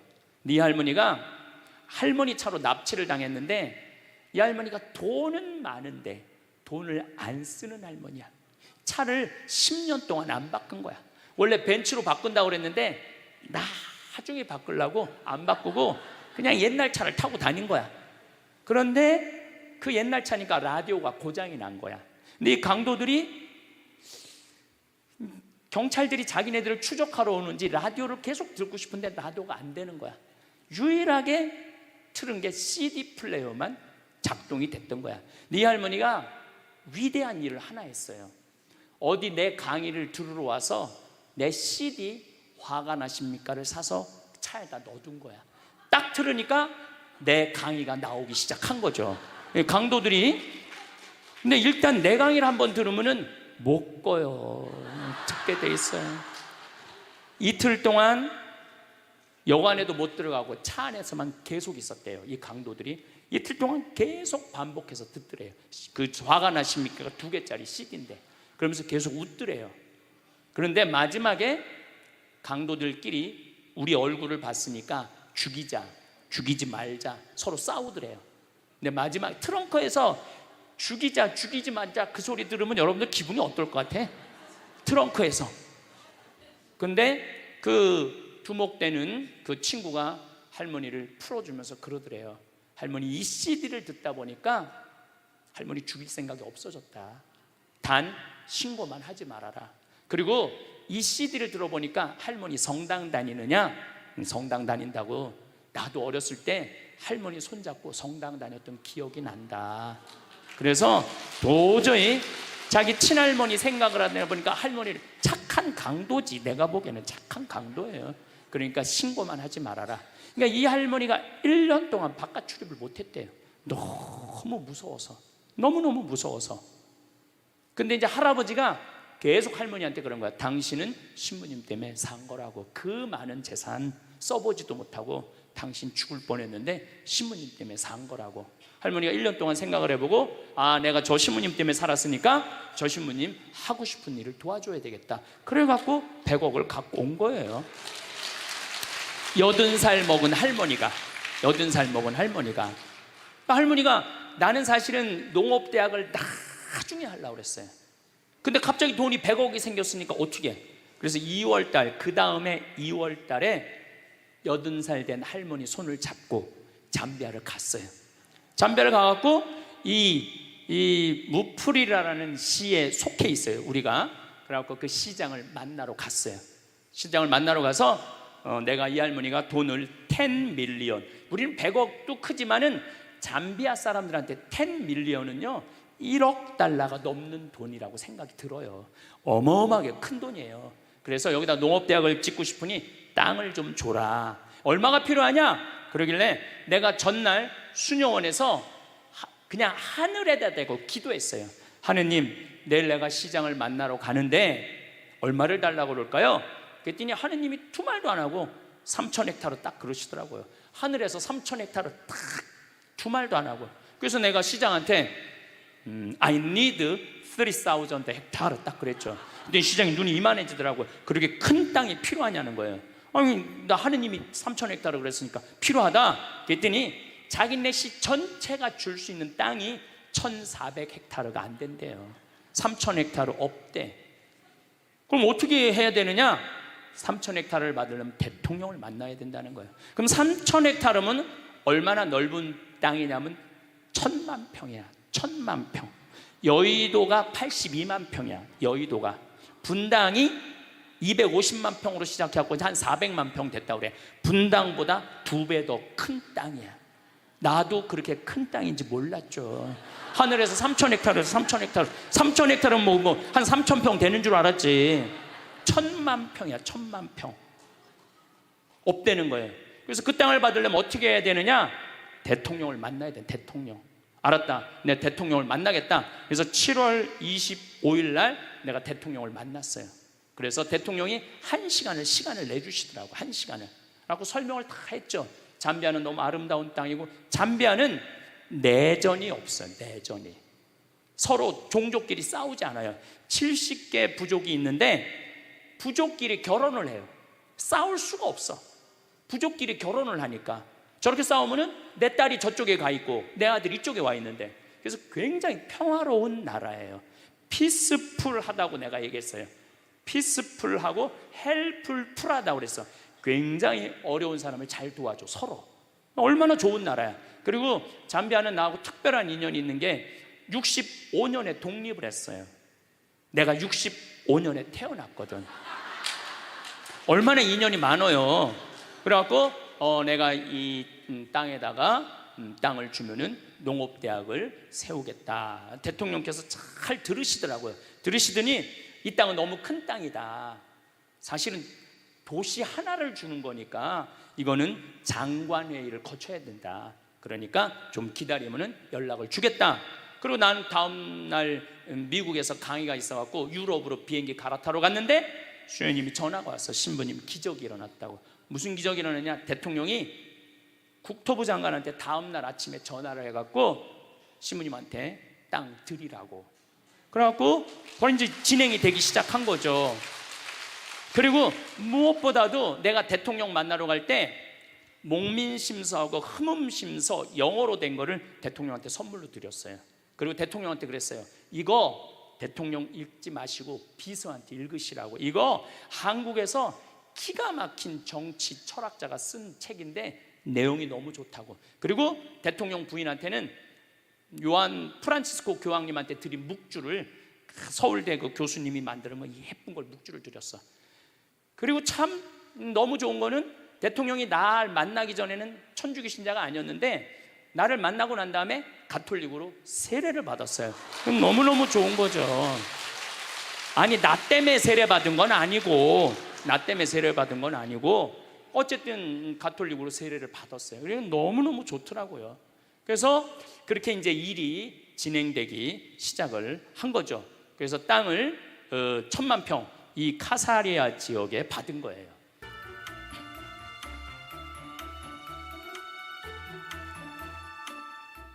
제가 대통령 만난 거 우리 평화방송에 같이 가서 찍은 거예요. 이 대통령의 차쿠아 룽가 대통령께서 저렇게 아주 정성스럽게 들으시더라고요. 그래서 키도 엄청나게 커요. 그래서 제가 대통령 키가 너무 크다고 사진 찍을 때 내가 농담도 했죠. 요 땅에 내가 뒤꿈치를 올려도 되겠느냐고. 그랬더니 대통령이 너무너무 재밌어 하시더라고요. 환경적인 프로그램이 다 들어가요. 이 안에 아주 매력적인 휴식처가 될 겁니다. 이 대수층이라고 지하에 물이 참 많아요. 지하에 물이 많은지는 조금 있다 왜 많은지 여러분들한테 보여드릴 거예요. 그래서 전 세계에서 1000만 평 정도 프로젝트를 갖고 있는 건 아마 이게 처음일 거예요. 아마 전 세계에서 1000마을은 이미 시작을 했습니다. 여의도만한 요게 여의도만한 거, 여의도만한 거. 여기에 뭐 KBS 있고 국회의사당 있고 다 그렇듯이 여의도만한 거예요. 자, 이제 여기에 벌써 시작하는 건 신학교, 수녀원, 그 다음에 공장, 성당입니다. 그런데 저를 좀 보시면은 저는 여기다가 농업학교를 지으려고 마음을 먹었어요. 그래서 저는 서울대학에 제가 무슨 최고 환경 지도자 과정에 강사로 10년째 강의를 나가고 있어요 지금. 그래서 서울 농업생명과학대학 교수님들하고 친하죠. 그래서 제가 강의 갈 때마다 말씀을 드렸어요. 나는 잠비아에 농업대학을 세우고 싶은데 서울대학에서 교수진을 좀 키워줬으면 좋겠다. 그래서 학장님하고 부학장님이 3분 계신데 만나 뵈서 좀 서울대학에서 1년에 4명씩 10년 동안 석박사를 만들어줬으면 좋겠다. 그랬더니 서울대학에서 좋다고. 그래갖고 벌써 잠비아에서 진짜 똑똑한 학생들 뭐 한 3개 국어 4개 국어 하는 학생들 지금 데려다 벌써 서울대학에서 공부하고 있어요. 그래갖고 우선적으로 서울대학에서 10년 동안 교수를 만들어서 농업대학을 농업대학엔 임업, 목축, 원예 다 들어가는 거예요. 그걸 하려고 이제 마음을 먹었는데 은돌락 교구 주교님이 날 찾아왔어요. 잠비아는 우리나라보다 7배 큰 나라지만은 인구는 1,500만 명이에요. 그 중에 가톨릭 신자가 500만 명이에요. 근데 주교님이 날 찾아와갖고 우리나라 한국교회가 가톨릭 신자가 몇 명이에요? 500만 명이잖아요. 근데 신학교가 몇 개 있어요? 6개 있잖아요. 근데 거긴 신학교가 하나도 없다는 거예요. 제대로 된 기숙사 하나가 없다는 거예요. 그래서 일반 대학에서 1, 2학년 철학과하고 3, 4학년은 무슨 수도에서 하고 5, 6, 7학년만 기숙사에서 하는데 이게 신학교 교육은 그렇게 하면 안 되거든요. 그래서 주교님이 저를 찾아오셔서 알릭 반달 주교님이 저를 찾아오셔서 신부님 농업대학도 중요하지만 복음의 씨앗 이것 뿌리는 게 더 중요합니다. 신학교를 좀 줘달라고 저한테 부탁을 하더라고요. 근데 생각을 해보니까 내가 천주교 신부인데 농업대학보다 뭐가 더 중요해? 신학교가 더 중요하더라고요. 그럼 알겠다고 내가 신학교 줘주겠다고 신학교 짓는데 제 생각에는 한 40억 정도 들어갈 것 같아요. 근데 뭐 할머니 돈으로 다 질 수는 없어요. 왜냐하면 거긴 도시를 형성해야 되니까. 그래서 내가 미국 공동체에 강의를 가서 내가 LA 쪽 교우들한테 이렇게 말했어요. 미국에 와서 돈 벌었다고 벤츠 타고 렉서스 타고 BMW 타고 어깨에 힘주지 말고 미국 교회에 와서 돈 벌었으니까 미국에 왔으니까 이제 그 돈 가지고 아프리카에 신학교 짓는데 여러분들 좀 후원 좀 하라고. 그랬더니 미국 교우들이 완전히 하늘에서 계시받은 것 같이 너무너무 좋아하더라고요. 그래갖고 지금 처음에는 13분으로 시작했는데 이번 여름에 갔는데 100명이 넘었어. 1월 달에 가면 아마 1000명도 넘을 것 같아요. 1월 달에 가면은. 그래서 나는 미국 교회에 많은 돈 바라지 않아요. 그저 미국 교회가 한 10억, 그다음 우리 생태마을에서 10억, 그 다음에 이제 할머니 돈 20억 이렇게 해갖고 한 40억 정도면은 굉장히 좋은 신학교를 40억이면 한국의 400억하고 똑같아요. 근데 내가 이런 강의를 했는데 얼마 전에 너무 감동적인 전화를 하나 받았어요. 전라도에서 가밀라라는 자매인데 51인데 암으로 하느님 품으로 갔어요. 근데 그 남편이 전화를 한 거예요. 신부님, 우리 아내가 세상을 떠나면서 2가지를 유언을 했다는 거예요. 뭘 2가지를 유언을 했느냐? 그랬더니 하나는 자기 이름으로 된 보험이 하나 죽으면 나오는데 그거를 한 달에 20만 원씩 20년 동안 잠비아에 신학교 후원하라고 그렇게 해놓고 간 거예요. 또 하나는 자기 남편하고 자녀들한테 꼭 황신부님하고 이스라엘 성주순례를 가라고, 그리고 세상을 떠났다는 거예요. 나는 아까도 죽음에 대한 얘기를 했지만은 여러분들 죽을 때 멋있게 죽어야 돼. 안 죽으려고 용 쓰다가 그냥 죽음도 맞이하지 못하고 그냥 죽는 사람들이 너무 많아요. 그래서 여러분들은 미리 준비를 다 해야 돼. 그리고 지난번에도 너무 말씀드렸지만은 할머니 한 분이 돈 2천만 원 보내면서 나는 죽지만은 이 돈으로 살 수 있는 사람 수술해달라고. 얼마나 멋있어요. 그래서 여러분들도 그런 마음으로 좀 마지막 이렇게 마음 정리를 잘 하시면 좋을 것 같아요. 그래서 이제 신학교 짓는 게 우선이잖아요. 그래서 여기 이제 신학교 짓고 또 수녀원, 이 프란치스코 정교 봉사의 수녀님들이 잠비아 수녀님이 벌써 30명이나 있어요. 앞으로는 우리나라가 지금 400명, 500명 수도에 있듯이 여기 수도에도 그럴 것 같아요. 그래서 여기 수녀원 지금 공사 이것도 시작했고, 그리고 이제는 피정집을 여기다 져요. 한 200명 머무를 수 있는 피정집. 이제 저는 피정은 앞으로 한국에서 안 하려고요. 피정은 어디서 하려고 마음 먹느냐면 잠비아에서 하려고 마음 먹고 있어요. 보통 피정 기간 한 달 피정. 여러분들 한 달 피정 괜찮지 않아요? 네. 한 달 피정 비행기 값 한 150만 원에서 한 180만 원, 그리고 뭐 한 달 머무르는데 한 200만 원, 그리고 귀양 아프리카에 왔으니까 이 빅토리아 폭포 거기 들러가고 마지막에 잠베지 강에서 석양 바라보면서 탁 저녁 먹고 그러면요 기가 막혀. 그런데 보통 여러분들 유럽 성지순례 가면은 400, 500 들어가요. 그렇죠? 그런 마음으로 한 달. 그리고 5월, 6월, 7월, 8월, 9월은 잠비아가 건기야. 우리는 너무너무 더운 여름이지만은 건기에는 최저 기온 5도, 최고 기온 27도. 기가 막혀요. 그리고 그늘에만 들어가면은 얼마나 시원한지 몰라. 그래서 낮에는 좀 벽돌 공장에 가서 벽돌도 좀 찍고, 기와 공장에 가서 기와도 좀 찍고, 일도 좀 하고, 오후에는 내강의 하나 듣고, 밤에는 떼제 찬양기도 하고, 그리고 해주는 밥 한 달 동안 먹으면서 인생 한번 정리하는 것도 내가 보기에는 좋을 것 같아요. 그래서 앞으로는 이제 이거는 내년 여름에 가고 땅 측량해 하고 난 다음에 건물은 바로 질 거예요. 바로 져서 겨울에 우리 교우들, 이게 거기 겨울이죠.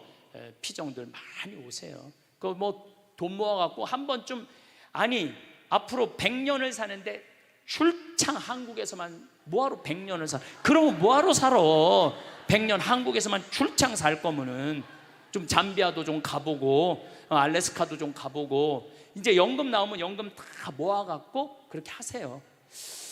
얼마 전에 하와이에서 할머니들이 평창에 피정을 왔어요. 아니 평창에서 하와이 놀러 가는 건 이해가 돼도 하와이에서 평창으로 오는 건 이해가 안 되잖아요. 25분의 할머니들이 오셨어요. 근데 여러분들, 그 할머니들이 왜 오시느냐면 하와이는 노인 기초연금이 다른 데보다 많아요. 90만 원에서 100만 원 정도 되고 노인 아파트에 하는 거 30만 원까지 나와요. 근데 문제는 미국은 할머니 통장에 3만 달러가 넘었으면은, 안 쓰고 있다가 3만 달러가 넘었으면은 이 할머니가 돈이 필요 없나 보다. 그래갖고 다음에 연금을 깎아요. 그러니까 여기 있는 할머니들은 어떻게 해야 되냐면 돈을 써야 돼. 돈을 써야 돼. 그러니까 하와이에서 평창을 오는 거예요. 돈을 써야 되니까. 그러니까 여러분들도 이제 앞으로 우리나라 선진국 되고 2040년 되면 우리나라가 세계에서 S&P 스탠다드 앤 푸어스라고 그 평가회사가 있는데, 우리나라가 2040년에는 세계에서 4번째로 경제적으로 부유한 나라가 된다는 거예요. 올해도 수출이 세계 몇이야? 6위야. 6위. 우리 맨날 텔레비에서 어두운 것만 보는데 우리나라 잘 나가는 나라예요. 그리고 이 반도체 수출이요, 기가 막히게 아주 운이 튼 나라 중에 하나예요. 운이 튼 나라 중에 하나. 그렇게 불행하게 생각 안 해도 맨날 방송에는 뭐 다 굶어 죽는 것 같은데 여러분도 굶어 죽어요? 좀 긍정적으로 생각을 하시면 좋을 거야. 대통령만 잘 나오면 돼. 대통령만 어려운 할머니들 도와주는 대통령들, 중고등학교 대학교 애들 장학금 주는 대통령, 그리고 이거는 세계적인 추세예요. 세계적인 추세. 어쨌거나 여기다 이제 신학교 짓고 수녀원 짓고 이건 작업을 시작을 했어요. 이번에 길도 다 내놨어요. 여기 축복의 길도 있고 마을들 이렇게 다 건물을 줘서 행복한 공동체를 만들어 줄 거예요. 여기는 밀라노 대성전보다 땅이 넓어요. 광장이 땅 크니까 뭐. 근데 여기는 이제 벽돌 공장, 제재소, 뭐 필레트 공장, 뭐 별걸 다 여기다 이제 집어넣을 거죠. 할 일이 끝도 없어요. 축복의 길이라고 랜드마크예요. 여기는 설계가 이미 다 나왔죠. 주민들도 아주 행복한 공간에서 살 수 있는 준비를 저희들이 하고 있어요.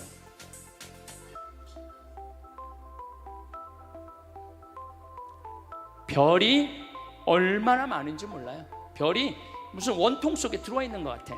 그래서 가시면은 별 구경도 원도 한도 없이 하실 수 있어요. 이게 축복의 길이에요. 자, 이게 우리 랜드마크인데 그 도시 한가운데 중앙 도로야. 근데 도로 넓이가 몇 메타냐면 100m, 100m. 33개 차선. 광화문 광장이 80m예요. 내가 가서 재봤어요. 광화문 광장이 80m인데 우리 이코 시티 카사리아는 100m야. 근데 여기 3개 차선을 도로로 만드는 게 아니야. 이 33개 차선에 전부 아프리카에 있는 모든 나무는 다 갖다 심을 거예요. 그래서 여기 1.5km만 산책을 하면은 아프리카를 완전히 느낄 수 있도록. 그리고 아프리카는 나무가 우리가 생각하는 것 이상으로 어마어마하게 커요. 기가 막히고 아름다운 나무들이 너무너무 많아요. 그래서 여러분들 이제 피정 가면은 전부 다 분갈이하고 저 포토에다가 나무 씌놓고 이 일 끝도 없어. 그러니까 한 달 동안 피정 가도 아마 한 달 갖고 모자랄 거예요. 네.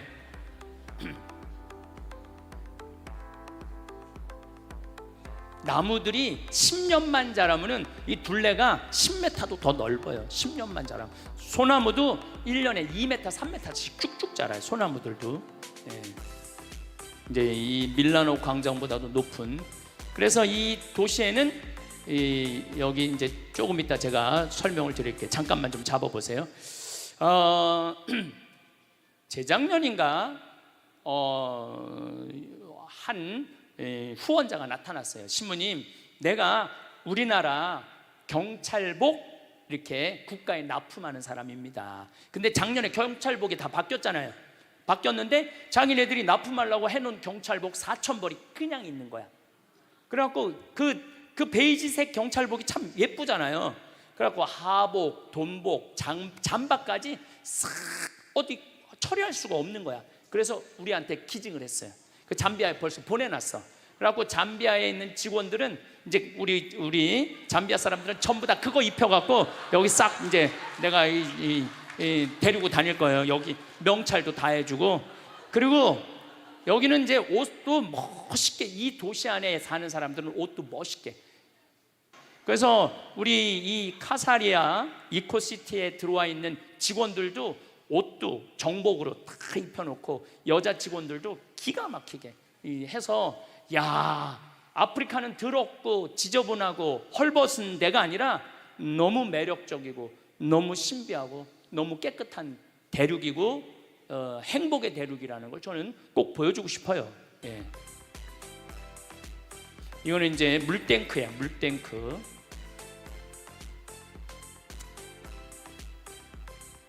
참 신나는 일이죠. 흥분되는 얘기. 이게 자카란다라는 꽃나무인데 보라색인데 피면은 기가 막혀요. 예. 요 잠깐 좀 이 석양도 참 아름답고, 예. 가봐야 돼. 여기서 백날 설명해봐야 소용이 없어요. 자, 잠깐 잡아보세요. 자, 어떻게 저런 설계가 나왔느냐. 한 2년 전인가 3년 전에 안동교구 신부님이 전화가 왔어요. 우리 조카가 서울시립대학 도시공학과 건축학과 교수인데 황 신부님을 꼭 만나고 싶다고. 그래서 교수님을 만났는데 김정빈 비아라는 교수인데, 이 교수님이 무슨 책임자냐면 노들섬 개발 총 책임자야. 노들섬 서울 아시죠? 이제 서울시에서 이제 개발을 이제 시작할 거예요. 그 대단한 기업에서 10개 회사가 프로젝트에 참가를 했는데 이 교수하고 그 대학원생들이 낸 프로젝트가 선택이 된 거야. 근데 이거를 좀 하고 싶은데 이게 막 용기도 없고 자신감이 없는데, 내가 환경에 관련된 신부니까 저 신부님한테 가서 좀 자문을 구하면은 내가 용기를 얻겠다. 그리고 날 찾아온 거예요. 그래서 쭉 노들섬에 가보니까, 여러분들 노들섬이 앞으로 개발되면은요 서울의 꽃이야. 서울의 몽마르트가 될 거야. 거기가 서울에 기가 막히더라고. 거기 섬에 딱 들어가 보면은 63 빌딩부터 서울의 모든, 심지어서 저 롯데 타워까지 한눈에 다 보여. 정말 좋더라고요. 근데 이제 그 교수님이 날 이렇게 찾아왔는데, 내가 그 교수 이렇게 들어보니까 두바이 신도시를 설계를 했더라고요. 두바이 신도시를. 그래갖고 그 교수가 나를 찾은 게 아니라 하느님이 그 교수를 나한테 보내준 거야. 그래서 이 노들섬이 중요한 게 아니다. 지금 잠비아에, 내가 카사리아에 노들섬은 4만 평이라는데 내가 1,000만 평 개발을 하고 있다. 나를 좀 도와줘라. 그랬더니 이 교수님이 신부님, 정말로 하느님께서 저를 신부님한테 보낸 것 같다고. 그래서 이 모든 거는 서울시립대학 도시공학과 김정빈 교수가 책임을 지고 진행을 하는 거예요. 그런데 그 밑에 김용계 건축가라고 있는데, 이분은 한국 분이 아니에요. 캐나다 분이야. 근데 이분이 얼마나 유명한 분이냐 하면은 요한 바오로 2세 교황께서 캐나다에 방문을 했을 때 제대 설계를 담당하신 분이야. 캐나다가 거의 가톨릭 국가거든요. 그러니까 얼마나 쟁쟁한 건축가가 많겠어. 근데 이 김용계 건축가, 이 선생님이 한 게 선정이 된 거야. 이 세계적인 건축가죠. 그래서 잠비아는 그냥 하는 게 아니라 정말로 세계적인 건축가들이 프로젝트를 참여하고 있는 거예요. 그래서 얼마나 내가 신바람이 나는지 몰라요. 자, 봅시다. 플레이. 자, 잡아보세요. 이게 이제 우리가 받은 땅이야. 이 땅에 이번 여름에 이제 측량을 이제 건물을 지려면 측량을 해야 되잖아요. 측량을 이제 하려고 이제 생각을 했는데 우리 비아 교수가 1000만 평을 어떻게 측량해요? 그래서 잠비아 연락했대. 측량 기계 있냐고. 그러니까 자기네들은 그런 거 없대. 그 뭐가 있냐고 그러니까 200m짜리 줄자 하나 있다는 거. 200m짜리 줄자. 우리 카사리아에 있는 땅 크기가 얼마냐면은 한쪽 면 길이가 10km야. 10km인데 줄자로 어떻게 해? 그래갖고 이제 이 교수님이 이제 이번 여름에 나하고 같이 가서 측량을 해야 되는데 어느 건축가 교수들 모임에 가갖고 신부님 모시고 잠비아에 측량을 하러 가야 되는데 땅이 1000만 평인데 어떻게 하면 좋은지 모르겠다고 했더니 술이 잔뜩 취한 교수가 그러더래요. 드론으로 하라고. 드론으로. 요즘 드론 좋은데. 그 생각을 해보니까 드론이 되겠더라고. 그래갖고 가서 조사를 해보니까 지금은 인공위성 GPS를 이용해갖고 위도 경도만 찍고 저 설계도 나온 거 있잖아요. 그것만 딱 찍어놓으면 정확하게 가서 쓰는 거야. 그래서 이 드론이 하늘에서 지금 우리 땅을 찍는 거예요. 그리고 여기 동네에 카사리아라는 이게 숲이에요. 이 동네는 학교가 없어요. 얘네들이 이 동네 애들인데 우리를 보고 화이트라고 그래요. 화이트. 그냥 어느 날 그냥 화이트들이 와갖고 막 비행기가 막 날아다니고 그래갖고 얼마나 얘네들 심심해. 하루 종일 따라다니는 거 우리를. 보세요. 이게 건기인데 제가 8월 달에 갔으면 건기야. 4월, 5월, 6월, 7월, 8월, 9월, 10월까지 비 한 방울이 안 와요. 비 한 방울이. 그런데도 이 강이 한 10m 정도 넓이가 되는데 한 1.5m 되도록 물이 얼마나 유량이 많은지 몰라요. 이 정도 강물이면은 1000만 평에 주민들 먹을 물 다 되고 그 다음에 농사물도 다 돼요. 그러니까 우리가 아프리카 하면은 메마르고 뭐 거칠고 물 없다고 그러는데 그 우리가 잘못 알고 있는 거예요. 보세요. 그래서 저는 제가 환경공학을 이제 하고 수질을 내가 공부를 했어요.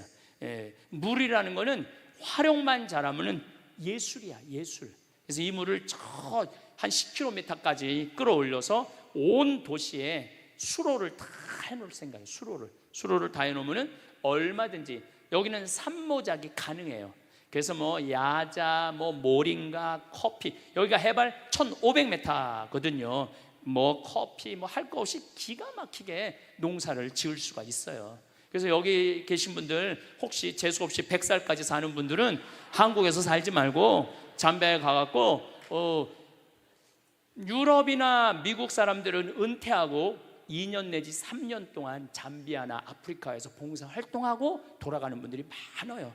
내가 적어도 그 정도는 내가 이 사회, 이 세상에 하느님 나라를 위해서 시간을 내놓겠다고. 여기 계신 분들 아마 능력 있는 분들도 많을 거예요. 또 이 방송을 보는 분들도 능력 있는 분들이 많을 거예요. 그냥 한국에서 맨날 텔레비 보고 욕이나 하지 말고 이 기가 막힌 데 가갖고 멋지게 한번 살아보라는 거예요. 예.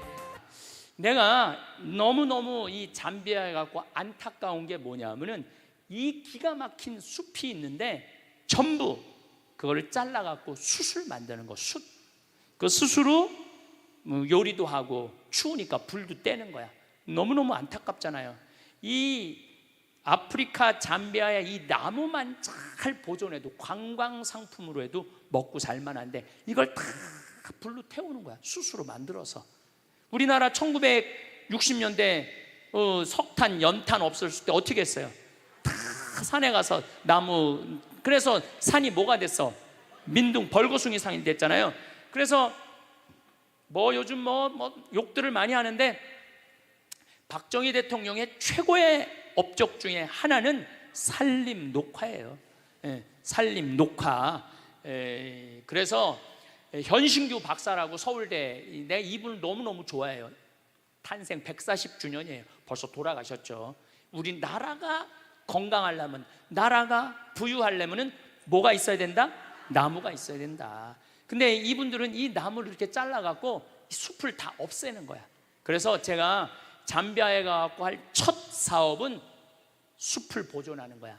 나무 태우지 않는 거. 그래서 지금 필렛이라고 조그만 나무들은 얼마든지 화력으로 만들 수 있거든요. 그래서 그 기계도 사서 내가 갖고 가갖고 잠비아에 전부 다 해갖고 나무 못 자르게 하려고 지금 생각을 하고 있어요. 할 일이 무궁무진해. 그래서 이 나무 이렇게 숯으로 만드는 게 너무너무 안타깝죠. 이게 축복의 길이야. 내가 그 100m 만든다는 기가 막혀요. 정말 우리가 오해하고 있는 게 너무너무 많죠. 그래서 제가 여러분들한테 또 방송을 통해서 아프리카에 대한 오해를 좀 없애고 싶어. 신비의 땅이고 아름다운 땅이고 행복의 땅이라는 거예요. 여기 이제 수녀원 자리, 수녀님들 여기 이제 내가 다 해드렸어요. 여기도 나무 다 잘라놨어요. 이제 여기 수녀원 짓고. 자, 잡아보세요. 여기 이제 마지막 이 시간 이후에 또 말씀드리겠지만은 이게 우리 하이데 수녀님이라고 독일 수녀님인데 19살에 한국에 왔어. 그래갖고 가톨릭 의대 대학교 의사셔. 그래갖고 수녀원을 창설해서 프란치스코 정교 봉사회 수녀원을 창설해갖고 이 수녀님들이 내가 마음에 드는 건 무조건 외국으로 나간 거야. 그래갖고 지금 인도, 필리핀, 그 다음에 잠비아, 그 다음에 브라질에 나가 있어요. 그래서 선교를 하는 거야. 대단한 수녀님이에요. 지금 몸에 암이 있는데도 지금 잠비아에 가서 아예 이제 한국을 떠나갖고 의사신데 잠비아에서 나하고 일을 하는 거예요. 그 다음에 이 김정빈 교수, 이분이 알릭 반달 주교님이에요. 이 주교님이 그 시장한테 뭐라고 그러냐면 신학교는 내가 신학교 이 프로젝트는 This is my life 그러더라고요. 내 인생이라고. 이 신학교 짓는 건 이렇게 중요한 거라고. 그래갖고 이 주교님이 대통령도 만나고 시장도 만나고 얼마나 열심히 하는지 몰라요. 독일에서 공부하고 온 주교님인데 이분은 이제 시의원이에요. 땀부라는 시의원이 나와서 잘 도와주고 있는데 아주 효심이 깊어요. 같이 일을 하는데 신부님 우리 아버지 어머니가 있는데 꼭 아버지 어머니 가서 축복 한번 해달라고. 그래갖고 그 바쁜데도 또 그 집에 가갖고 아버지 어머니가 잘 못 듣고 백내장이 있어. 아프리카 사람들은 직사광선이 많았고 눈을 잘 못 뜨시더라고. 참 효심이 깊더라고요. 그 다음에 잠비아의 수녀원 원장 벨레데타 수녀님 이렇게 멤버들이 이렇게 이제 일을 하고 있고 그 외에도 한 번에 뭐 70명, 80명씩 따라가서 지금 잠비아 일을 제가 하고 있는 일을 도와주고 있죠.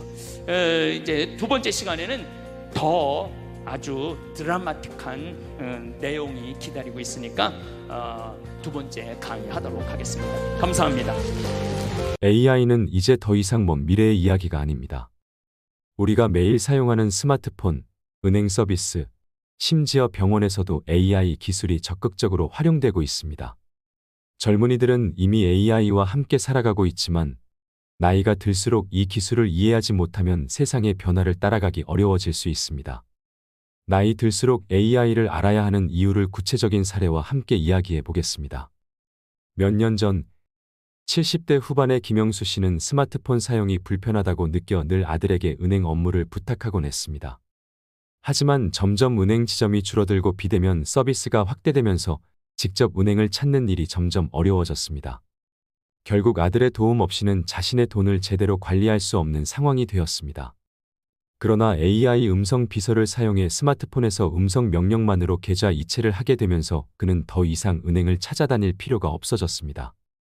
AI가 적용된 기술을 조금만 이해하고 익히자 생활이 한층 편리해진 것입니다. 김영수 씨는 처음에는 스마트폰을 무서워했습니다. 손으로 화면을 터치하면 제대로 인식이 안 되고 버튼이 어디에 있는지도 몰랐기 때문입니다. 그런데 우연히 손자가 할아버지, 이 버튼을 누르면 뭐든지 물어볼 수 있어요. 라고 하며 AI 음성 비서를 소개했습니다. 김 씨는 반신반의하면서 오늘 날씨는? 이라고 물었고 스마트폰이 정확한 기온과 날씨를 알려주자 깜짝 놀랐습니다. 이후 그는 내 계좌 잔고는 얼마야? 라고 물었고 스마트폰이 계좌 정보를 안전하게 안내해 주자 신기해했습니다. 이렇게 한 걸음씩 배우면서 김영수 씨는 더 이상 은행에 직접 갈 필요 없이 모든 금융 업무를 해결할 수 있게 되었습니다. AI는 단순히 편리함을 주는 것뿐만 아니라 노년층의 건강을 지키는 데에도 중요한 역할을 합니다. 몇 년 전부터 인공지능 기반의 건강 모니터링 시스템이 보급되기 시작했습니다. 가령 스마트워치를 차고 있으면 AI가 사용자의 심박수와 혈압을 실시간으로 분석하여 이상 징후가 발생하면 즉시 가족이나 병원에 알립니다. 실제로 80대의 박정자 씨는 밤중에 가슴이 답답한 느낌이 들었지만 대수롭지 않게 넘겼습니다. 그런데 그녀의 스마트워치가 위험 신호를 감지하고 병원에 알리면서 급성 심근경색을 미리 예방할 수 있었습니다. 박정자 씨는 손녀가 선물해준 스마트워치를 처음에는 사용하지 않았습니다. 이런 기계는 젊은 사람들만 쓰는 거지. 나한테 필요 없어. 라고 생각했기 때문입니다. 그런데 어느 날 손녀가 할머니, 이거 차고 있으면 제가 언제든지 할머니 상태를 볼 수 있어요. 만약 무슨 일이 생기면 바로 병원에 연락할 수도 있고요라고 말했습니다. 결국 박정자 씨는 손녀를 위해 스마트워치를 차기 시작했습니다. 그러던 어느 날 깊은 밤에 심박수가 갑자기 높아지는 이상 반응이 나타났습니다. 스마트워치는 이를 감지하고 병원에 연락했고 박 씨는 곧바로 치료를 받을 수 있었습니다. 만약 AI 기술이 없었다면 박정자 씨는 위험한 상황을 인지하지 못하고 방치했을지도 모릅니다. 그렇다면 AI를 몰라도 이런 기술을 그냥 사용하면 되는 것 아니냐고 생각할 수도 있습니다. 하지만 AI를 이해하지 못하면 우리는 기술의 혜택을 충분히 누리지 못할 가능성이 큽니다. 그리고 AI가 점점 더 많은 영역에서 중요한 역할을 하게 될수록 이를 악용하려는 사람들도 늘어나고 있습니다. AI를 활용한 보이스 피싱은 이미 현실이 되었고 AI가 만든 가짜 뉴스나 영상, 즉 딥페이크는 진짜와 구별하기 어려울 정도로 정교해지고 있습니다. 최근 딥시크라는 AI 모델이 등장하면서 이에 대한 논란이 커지고 있습니다. 딥시크는 중국에서 개발한 강력한 인공지능 검색 모델로 기존의 검색 엔진보다 훨씬 더 정교하고 강력한 정보를 제공하는 것이 특징입니다. 하지만 이 기술이 정보 조작이나 검열에 악용될 수 있다는 우려가 나오고 있습니다. 특히 특정 국가나 기관이 원하는 방향으로 정보를 조작하거나 일반 사용자가 알지 못하는 사이에 특정한 정보를 더 많이 노출하는 방식으로 여론을 조작할 수 있다는 걱정이 제기되고 있습니다. 최근 몇몇 사례에서는 AI 기반 검색 기술이 의도적으로 왜곡된 정보를 제공했다는 의혹도 제기되었습니다. 이처럼 AI는 우리 생활을 편리하게 만들어주지만 그 작동 방식과 한계를 모르면 오히려 위험에 빠질 수도 있습니다. 예를 들어 몇 년 전 한 노인이 손주가 급하게 돈이 필요하다는 전화를 받고 급히 돈을 송금했다가 사기를 당한 사례가 있었습니다. 그런데 이 전화는 실제 손주의 목소리가 아니라 AI가 학습한 가짜 목소리였습니다. 이런 피해를 막으려면 AI의 기본적인 개념을 이해하고 AI 기술을 악용한 사기 수법에 대해서도 알고 있어야 합니다. 이제 AI는 선택이 아니라 필수입니다. 나이가 들수록 새로운 기술을 배우기 어렵다고 느낄 수도 있지만 AI는 우리가 생각하는 것만큼 복잡하지 않습니다. 스마트폰에서 AI 음성 비서를 활용하는 방법을 배우거나 AI 기반 건강 관리 기기를 사용하는 것부터 차근차근 시작하면 됩니다. 예전에는 은행에 가서 번호표를 뽑고 기다리는 것이 당연했지만 이제는 집에서 편하게 금융 업무를 처리할 수 있습니다. 또한 예전에는 신문을 보고 뉴스 정보를 얻었지만 이제는 AI가 원하는 정보를 골라서 제공해주는 시대입니다. AI를 배운다고 해서 전문가가 될 필요는 없습니다. 하지만 AI가 어떻게 작동하는지, 어떤 위험이 있는지를 알고 있다면 더욱 안전하고 편리한 삶을 살 수 있습니다. 젊은이들은 자연스럽게 기술을 익히지만 노년층도 AI에 대한 두려움을 버리고 천천히 익혀나간다면 충분히 활용할 수 있습니다. AI는 우리를 도와주는 도구이지 결코 우리를 위협하는 존재가 아닙니다. 다만 이를 올바르게 이해하고 사용해야만 그 혜택을 누릴 수 있습니다. 이제는 AI가 없는 세상을 상상하기 어려운 시대가 되었습니다. 노인들도 AI를 이해하고 활용할 줄 안다면 세상의 변화에 뒤처지지 않고 더욱 풍요로운 삶을 살아갈 수 있을 것입니다. 오늘도 서로에게 더 따뜻한 사회, 우리들의 행복한 노후를 바랍니다. 고요한 밤 TV였습니다.